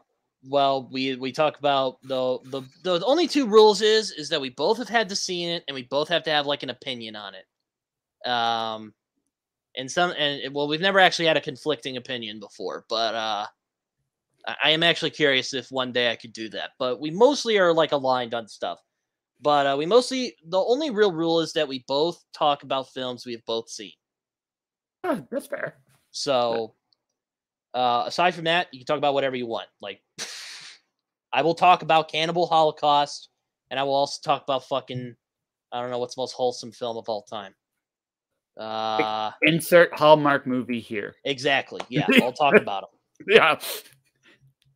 Yes. So, folks, if you're watching, thanks for watching. Thanks for listening. I'm putting this up right now. This is my latest release. It's called Alice 1. I mentioned this earlier. Alice it actually sounds really interesting. Yeah. Yeah. So Alice chases the Queen of Hearts over the edge of the world and ends up in the Greek underworld, where to escape, she must play croquet against Jason of the Argonauts. And in this maze, this labyrinth in the underworld, Alice and company chase gods, monsters, and probably the most terrifying thing of all, themselves. Epic poem written by yours truly, illustrated by Kenzie Carr. Go check it out. The first book, Alice Zero, was nominated for an Elgin Award. This is the sequel. Definitely check her out. I promise you'll have a lot of fun. If you like Greek mythology and Lewis Carroll, this is going to be totally up your jam. I have my Twitch channel. Hit like, subscribe there. Guys, thanks for watching. Thanks for listening. Tomorrow, it's Pirate Metal all day long. Crusade of Bards actually is my guest tomorrow. So that's going to be kind of a fun that's going to be a fun conversation. Stay inspired, everybody. Take care of yourselves. Keep shining in the dark. And I'll see you guys tomorrow.